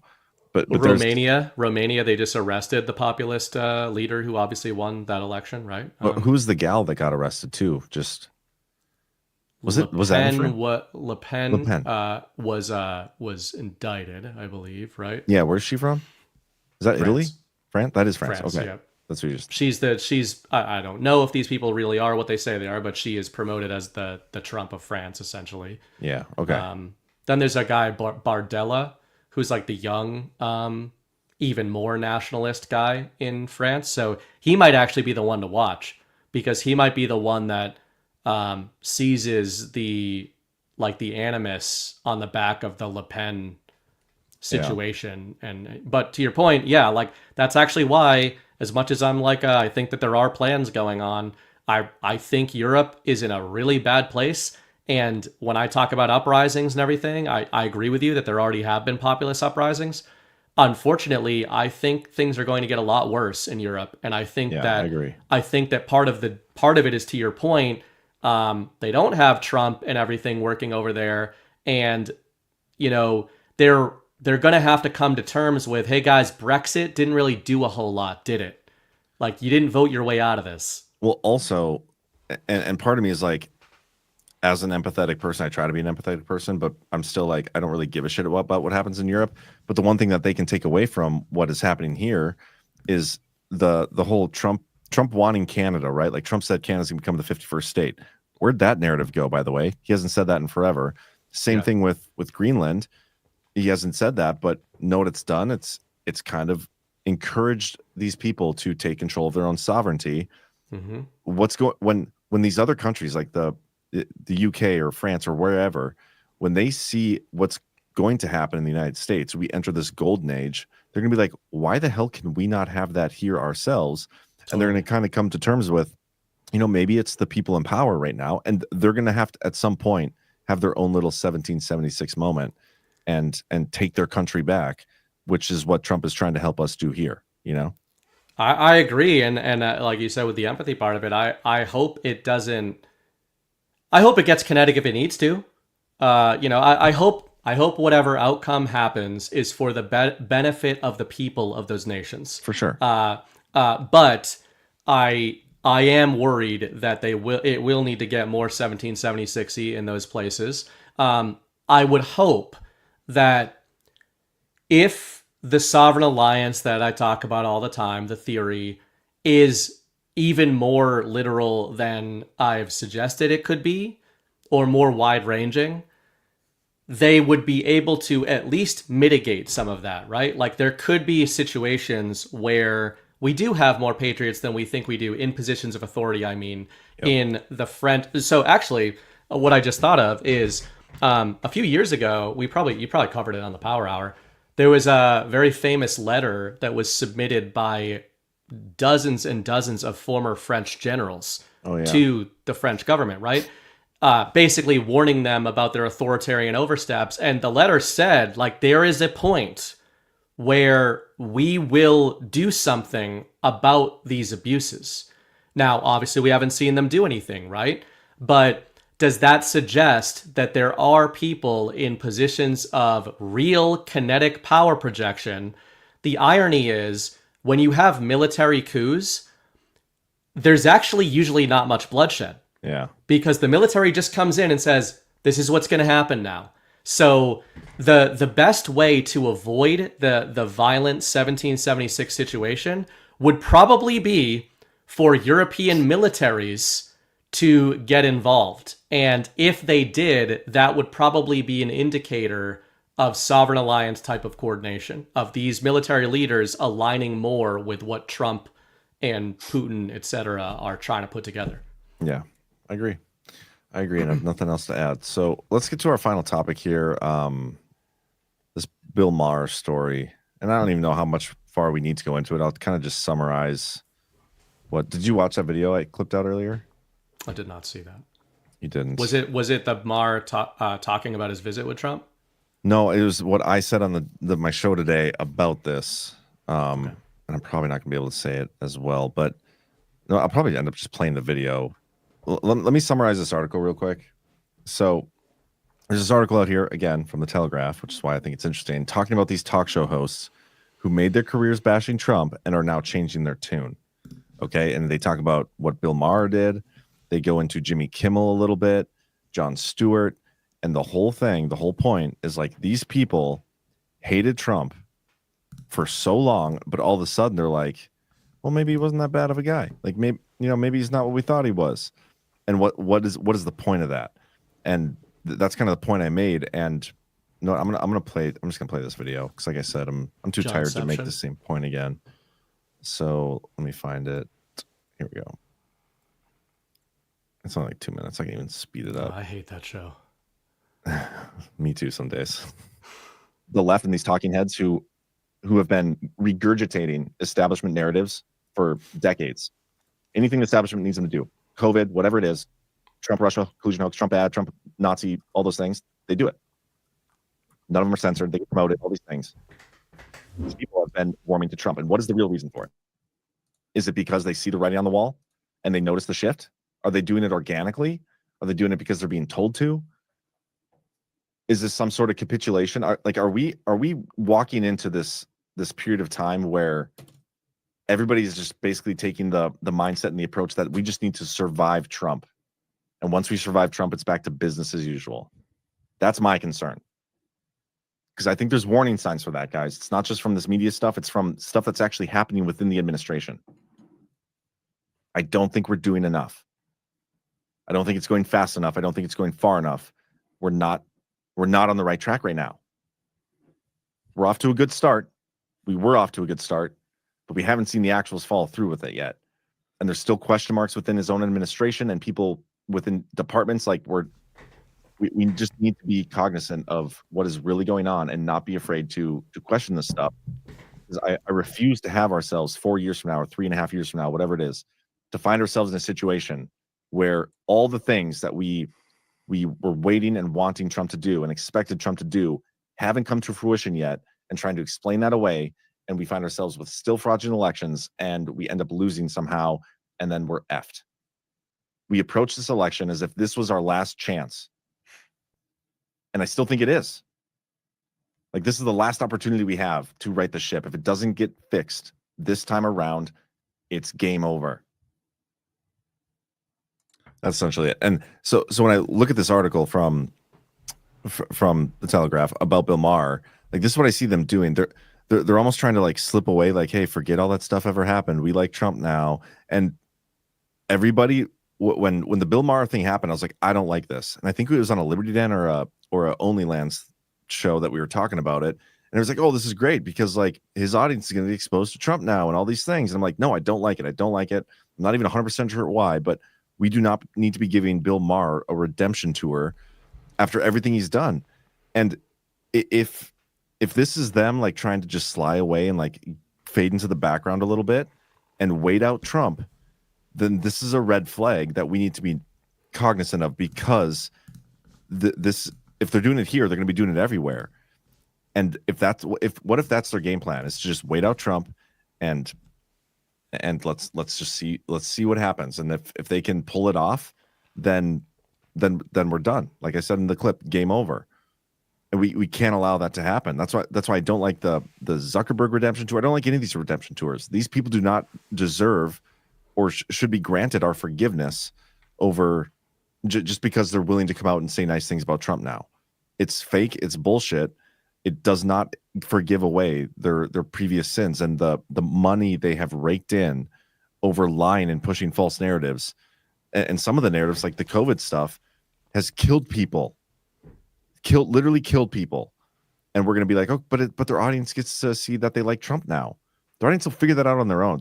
We don't need Bill Maher to do this for their audience to come around on Trump. That there's a natural process that people go through where they do that on their own. And I worry that's what they're doing. They're trying to like sly away and pretend it didn't happen so that they can just come back around later. Yeah, I mean, I pretty much agree with everything you said there. It will please you to know that I came up with a little term for this last year. Of course you did. Because I did think it was coming. I called it hibernation theory. There you go. That's perfect. But exactly what you said. And when was this? Yeah, October 2024. This wasn't about Bill Maher, but, well, I don't think I mentioned him in here. Nope, I didn't. But anyway, the idea there was I was trying to front run what would the move be, specifically by the media, for Trump 2.0, and I suppose by people in government itself, and said, okay, well, the actual sort of revolution against Trump of Trump 1.0, they know didn't work. They know, like, they got him out, they stole the election 2020, somehow he returned. We can debate why, how, like, did they give him the 2024 election? Did he unrig? Who fucking knows, right? Either way, he ended up back in there. They didn't want him back in there. So yeah, I was gaming out, like, what would the approach be? What's their most realistic path?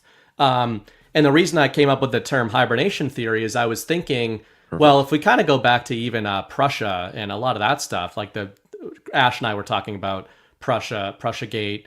Shout out to those guys, by the way. That's a great series. On Sunday night, we were talking about just the mechanisms. Even if you take Prussia out of it, what they figured out was the ability to survive and weather populism, nationalism, even just general political and cultural societal chaos. The system learned to weather that kind of stuff sort of by going underground, waiting it out, and kind of coming back in. So I totally agree with you. That is what I see going on with Bill Maher. I would say he slot him into hibernation theory, capitulation, use whatever term you want. I absolutely think that is, you're describing what's going on accurately. I'd say two things. One, on your point, that's what we're here for. That's one of the major things we're here for. That's one of the major things, maybe we didn't necessarily know this was going to be one of our mission statements, but it obviously has become one of our mission statements that we believe in, is calling stuff out that we think is wrong, calling people out that we think are bullshit, no matter what they're saying, right? No matter if they're saying, no matter who they are, and no matter what they're, even if we like what they're saying, if we're looking at the record of who they were, we don't just cheerlead for them because they're saying things we like. We have to keep doing that. Everybody needs to keep doing that. But I would also say that you don't have to think it's part of a plan to also see the good in this. And I agree with you that the good in this to me is not, oh, it's going to wake up Bill Maher's audience. I don't agree with that. I mean, I agree with you about that. But the good in it, I think, is that it is demonstrating, at the end of that hibernation theory kind of article, I'd said, well, the silver lining to hibernation theory is that if the enemy is in this position, to me, it suggests that they don't know what they're going to do. And their only move right now is to attempt to survive this Trump era. We have to try to make sure that doesn't happen, like that they don't survive it reputationally or anything like that. And we'll continue to do that. That's why we have Chris Paul. But so we need to clone him and have just a lot of him marauding around out there, reminding everybody of Bill Maher. But that's the positive I would take away from it, is that it shows that these people have lost faith in the various forms of power projection of their establishment. And they now believe that their establishment needs to go underground or change its skin in order to survive. So it would be bad if they get away with it, but it is at least better that they think they're in that position now, rather than a position where, like we're just gonna take it back. Like if they thought they were just gonna take it back by forwarding the same sort of stuff they've been forwarding, that's what they would keep doing, and that's what they did in the Biden administration. So I think you can take some positive away from it, but overall, I agree that we can't just be like, Maher's a good guy now. For sure. The hibernation theory, which I think is very aptly named, is a tactic you use if you think there is another side of this, where you regain control.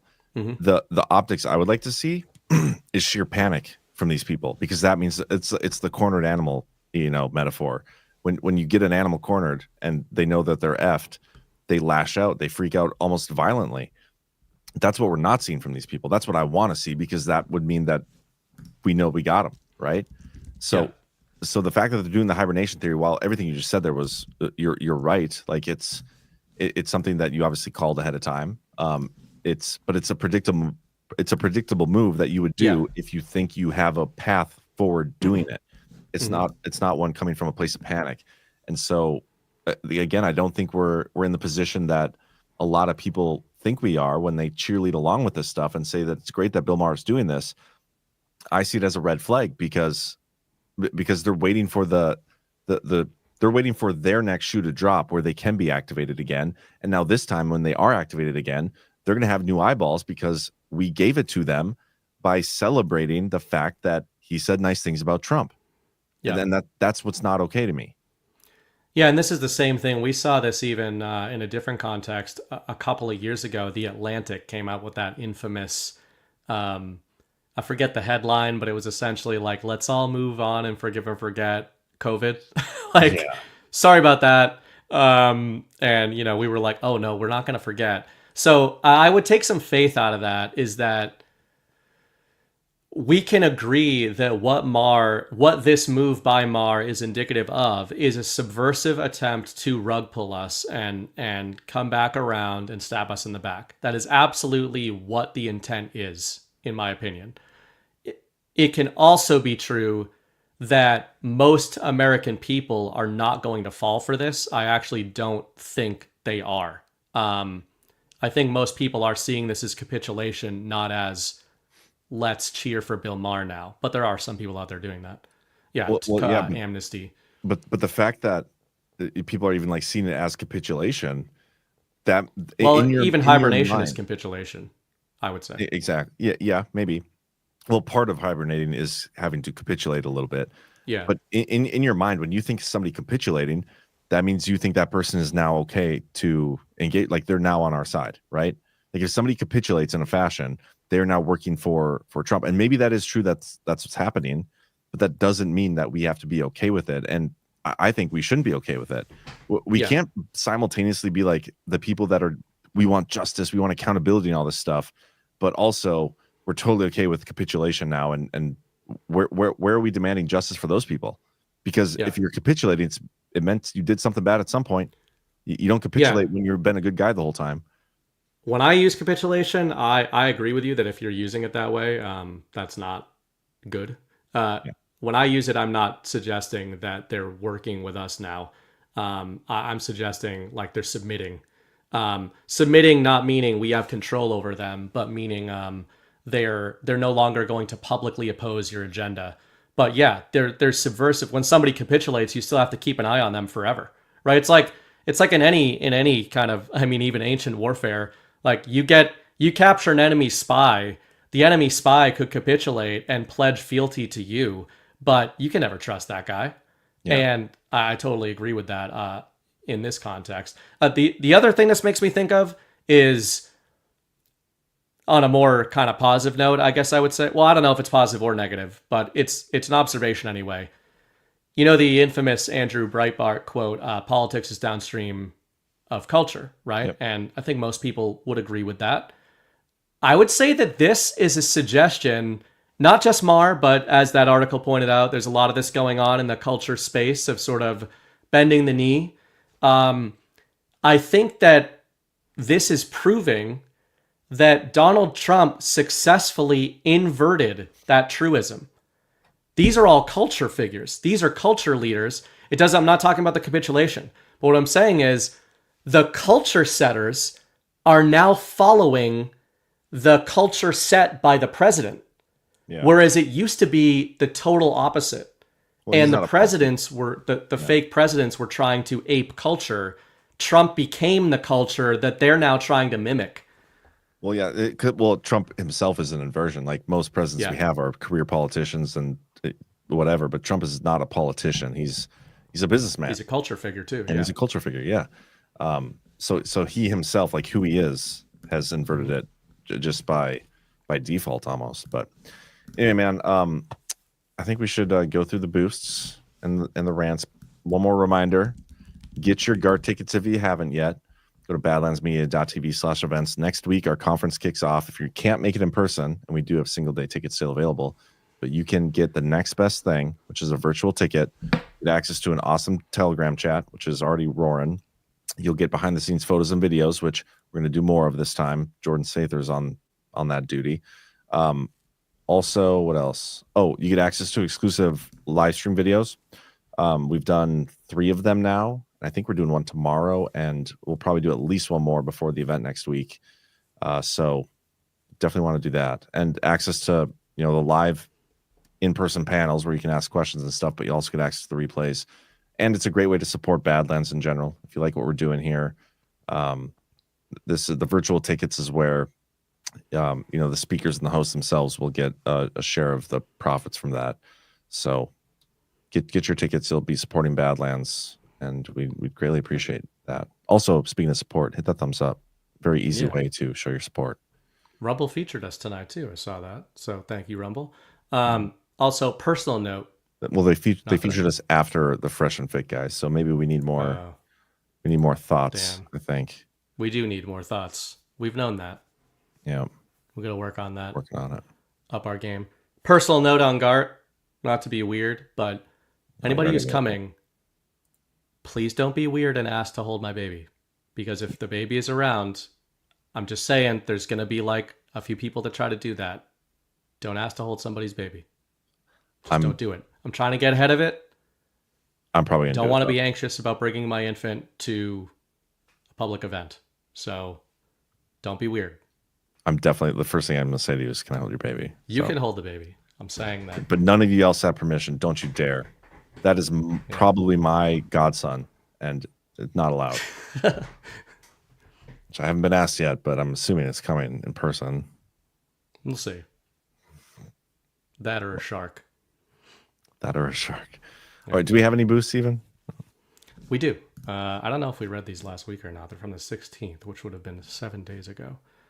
1027JS sent $20 over. Unable to watch tonight. We'll catch the replay. Actually, I wasn't on last Wednesday, was I? And you guys probably didn't read these. And we pre-recorded it, so we definitely didn't read it. Okay. So 1027JS said, unable to watch tonight. We'll catch the replay. Lionheart sent $50 over. Hey guys, new Democrat platform. If Trump is for it, we are against it no matter what.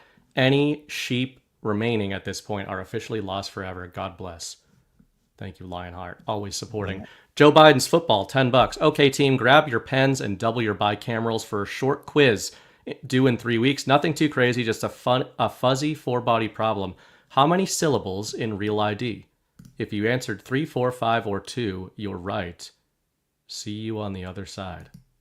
Speaking of that, did you ever get into the whole kerfuffle about Real ID? Like everybody's freaking out, like the government is trying to. I don't understand what it is. Yeah, the government is trying to track everything you're doing because they want you to sign for this Real ID, and they're just trying to get more information. And it's like, okay, in order to prove who you are, to get the Real ID, you need your birth certificate, which they already know, and you've used before. They need your address, which you've already used and done before. They need your social security number. It's all these things the government already has. It's stuff you literally get from the government. And they're like, oh no, what are we doing? I think it's kind of a silly argument. Seems gay. Am I of the understanding that we all need to get that to fly soon? May 7th. Really? Yeah. So we're going to need it for Deadwood. Yeah, if I'm being, I literally went this morning and I had my appointment and got my Real ID. I literally just gave them the papers. They already had access. Is it a separate thing from your license, or is it just a new license? It's a new license. It's all. It's like the same license I had before, except with a little sticker in the corner, kind of. Okay. I think it's stupid. I don't want to do annoying things. I didn't want to have to go to the Department of Transportation and do this stupid thing. And I think it's a little hypocritical that they're requiring more identification to fly when we don't even have proof of ID in half of our elections across the country. Yeah, I think that's a problem for sure. But it's literally information that the government already knows about you that you give them. You're not giving them something they didn't already know. No, it's real information now. Instead of fake information. Yeah, but I need it to fly, so it is what it is. MAGA Keys Girl, $17. Trump's cabinet represent his new season of The Apprentice. They're all young, good-looking, made-for-TV personalities. The prize will be Trump's endorsement for a 28 presidency. This is how he keeps them loyal and working hard on his agenda. I mean, I think he's probably auditioning. But yeah, I think that they're TV characters, however you want to put that. Lionheart, $50 tonight. Evening, guys. Thank you, and God bless. Thank you, Lionheart. And then Plymouth Patriot, $25. Can't wait for DPH at the 1620 in Plymouth. Have a couple drinks on me. Looking forward to seeing you both. You know the way this works, Plymouth Patriot. If you're going, which I assume you're going because your name is Plymouth Patriot, then you have to buy us the drinks. You can't tell us to have drinks on you unless you buy us the drinks. That's how it works. This is kind of funny. So people are like, just use your passport to fly. Like, can you do it if you need a passport? Like, you may be able to do it with a passport, but you know what you need to do to get a passport? You need your proof of U.S. citizenship, which is your birth certificate or a different U.S. passport or whatever. So same thing you need for a real ID. You need proof of identity, which is a valid form of driver's license or something, a passport photo, and then you have to fill out an application, which you don't actually have to do for. I wonder if the application, if I can see it on there, because I'm assuming you have to put your social security number. It's like literally the same information to get a passport as a real ID. So I don't get the difference. Can I not fly with my passport? Well, I think you can. Oh. Well, this is all a bunch of hogwash and poppycock then. Well, maybe don't quote me on that though. Like I would look into that because I do not know. Quoted by John. I'm gonna bring the quote from you to the This airport. guy said it. And I don't have a passport, by the way, which that's why I had to get the real ID. I fly a lot, guys. I had to get the little dude a passport. Oh, because he's Canadian. Doesn't he just? Doesn't he He's have not like? Canadian, but he needs to be able to go to Canada. I don't know why anybody would need to go to Canada. If I might have to leave him there. It depends on his behavior. It depends if he starts taking his naps or not anytime soon. Yeah, maybe send him to Canada, and so you realize how good he has it. Yeah, exactly. And then you can bring some him of back. that freedom. You come back and you take a nap. You should do the same thing with Mrs. Bright. Send Mrs. Bright and the baby to Canada for an extended period of time until they both like change their behavior a little bit. Yeah. Then bring it back. I like it. I'm supportive. All That's right. all the Is that all the boost. boost? We're caught up on boost. Okay. You got rants? Yeah. Some people in the chat. Faith and Freedom says, these comments remind me, this is just not a rant, but a comment. These comments remind me of people saying, well, I got the jab and I'm not sick. You got vaccinated because you got a new license, man.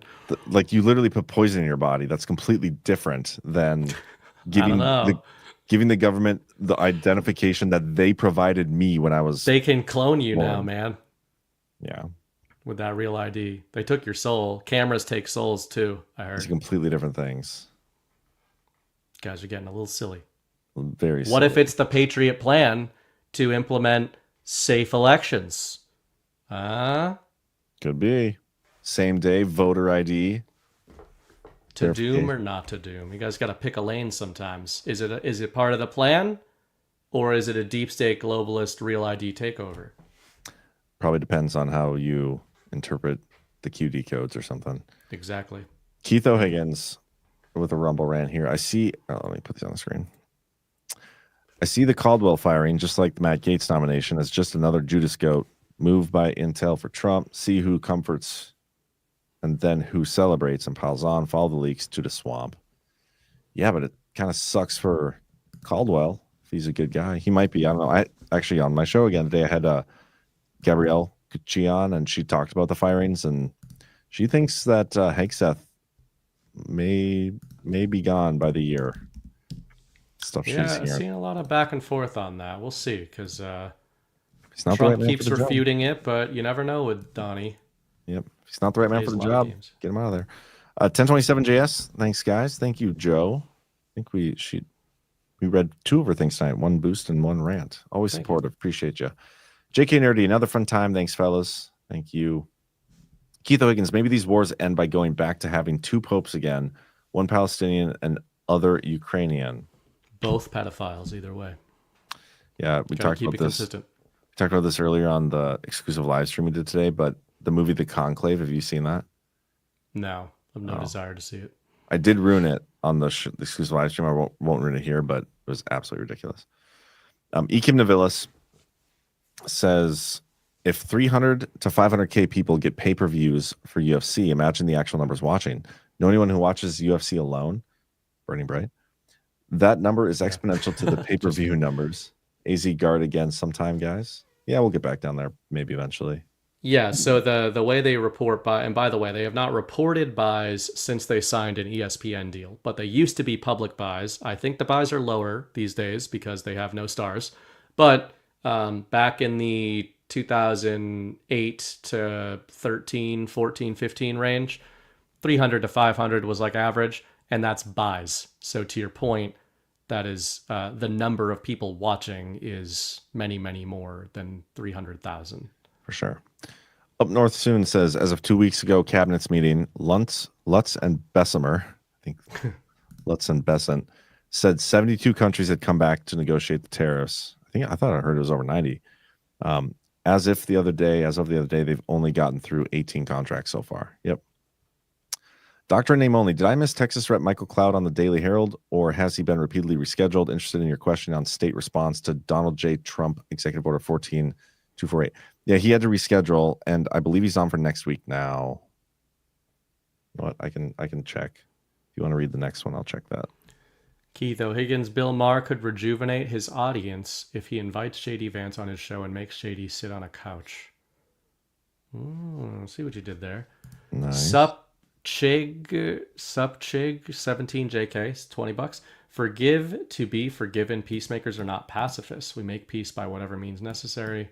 Where evil is, I say go scorched earth. Yeah, fair enough. I have Cloud on the 28th, Monday. So Monday he's scheduled to come on. Who knows? He might reschedule again. I've had a couple congressmen lined up and they cancel last minute. So, but as of now, he's on the schedule for the 28th. Which one did you just? Oh, you just read that one. The sup one, yeah. Patriot Texas Cutie Pies just puts her at Patriot Texas Cutie Pie in there. So thank you. How do you know it's a girl? Because they called themselves cutie. Yeah, I don't know any straight guys who would call themselves cutie. Could be a gay guy. Could be Scott Bessent. Could be Scott Pressler. That's true. It's a lot of gay Scots. The gay giant. Yeah, that article. What a strange article. James Klain says you can fly with your passport. It's good to know. Nice. Real Mega Mama. Texas has had Real ID for years. I believe it's for voting. You'll scan it and get a ballot. Last election they scanned. Florida's done the same thing. A lot of these were like major Republican states use Real ID and have done it for years. Anyway, Patriot Texas Cutie Pie. Thank you both. Still so happy for the baby bright. Passports to travel outside the U.S. and new ID for domestic. Kind of gay that I need something new to travel within my own country, but I can keep using the other shit for traveling outside of my own country. Yeah. Anything, I'm generally against anything that makes you step foot inside of a DMV. Yeah, fuck. I mean, that should be criminal. That should be a criminal offense. It's so annoying. But at least in North Dakota, I mean, we're not a big place, but you make an appointment, you get there, you type in your appointment number, and I was there for a total of like 8 minutes from walking in the door to getting my ID and walking out the door. The Boston DMV experience is very diverse and inclusive. And usually it is a diverse female contingent standing behind the glass. And when you go up there, no matter how you've prepared your little documents, they're going to hit you with a like that. Are you talking about them being African? And that's how it starts. That's how it starts. And the African American, yeah. is that the sass you're giving? I just said they were diverse. They could have been diversely white doing that. Just tell me what you're saying. Why would you assume based on what I just did there? I'm just guessing. Is that what you're implying? Because I need a panel topic to discuss with JB, and this is one. Yeah. The Boston DMV sass. That could be our topic. The sisters are overrepresented in Boston area DMVs. Interesting. I wonder why. Not nice ladies. Anyway, that's all the rants and everything we got. So hit the thumbs up, everybody. Greatly appreciate it. I do not have an outro video. Whoopsie. I always do that. So you know what? Maybe we'll just end it right here. Just hit that end button. Jeez, just a cold exit, huh? Well, maybe I'll just take us out of the stream and then give you guys a couple seconds, and then I'll... Actually, you know what? We do have a Rumble Studio ad. We should do that quick, I think. No, we don't. The heck? Or yes, we do. Yes, we do. We got 1775 coffee. We'll do this quick. I don't see that we're on Rumble Studio. I don't see the... I'm using Rumble Studio. Oh. Week coffee is for the week, and at Rumble, week has never been part of the mission. No fillers, no fraud, and no settling for mediocrity, just like 1775 coffee. It's single origin, small farm, hand-picked, specialty grade coffee that stands for quality, free speech, and calling out BS when it matters. Forget stale, mass-produced beans roasted just enough to hide the flaws. Dark roast hits like a Trump tariff. Medium roast keeps it bold without the bitterness. And Vitality Mushroom Blend, real energy and lasting focus. No synthetic garbage. For K-Cup pods, whole bean, or fresh ground coffee, go to 1775coffee.com. Use code STUDIO for 15% off and start your morning with coffee that stands for something.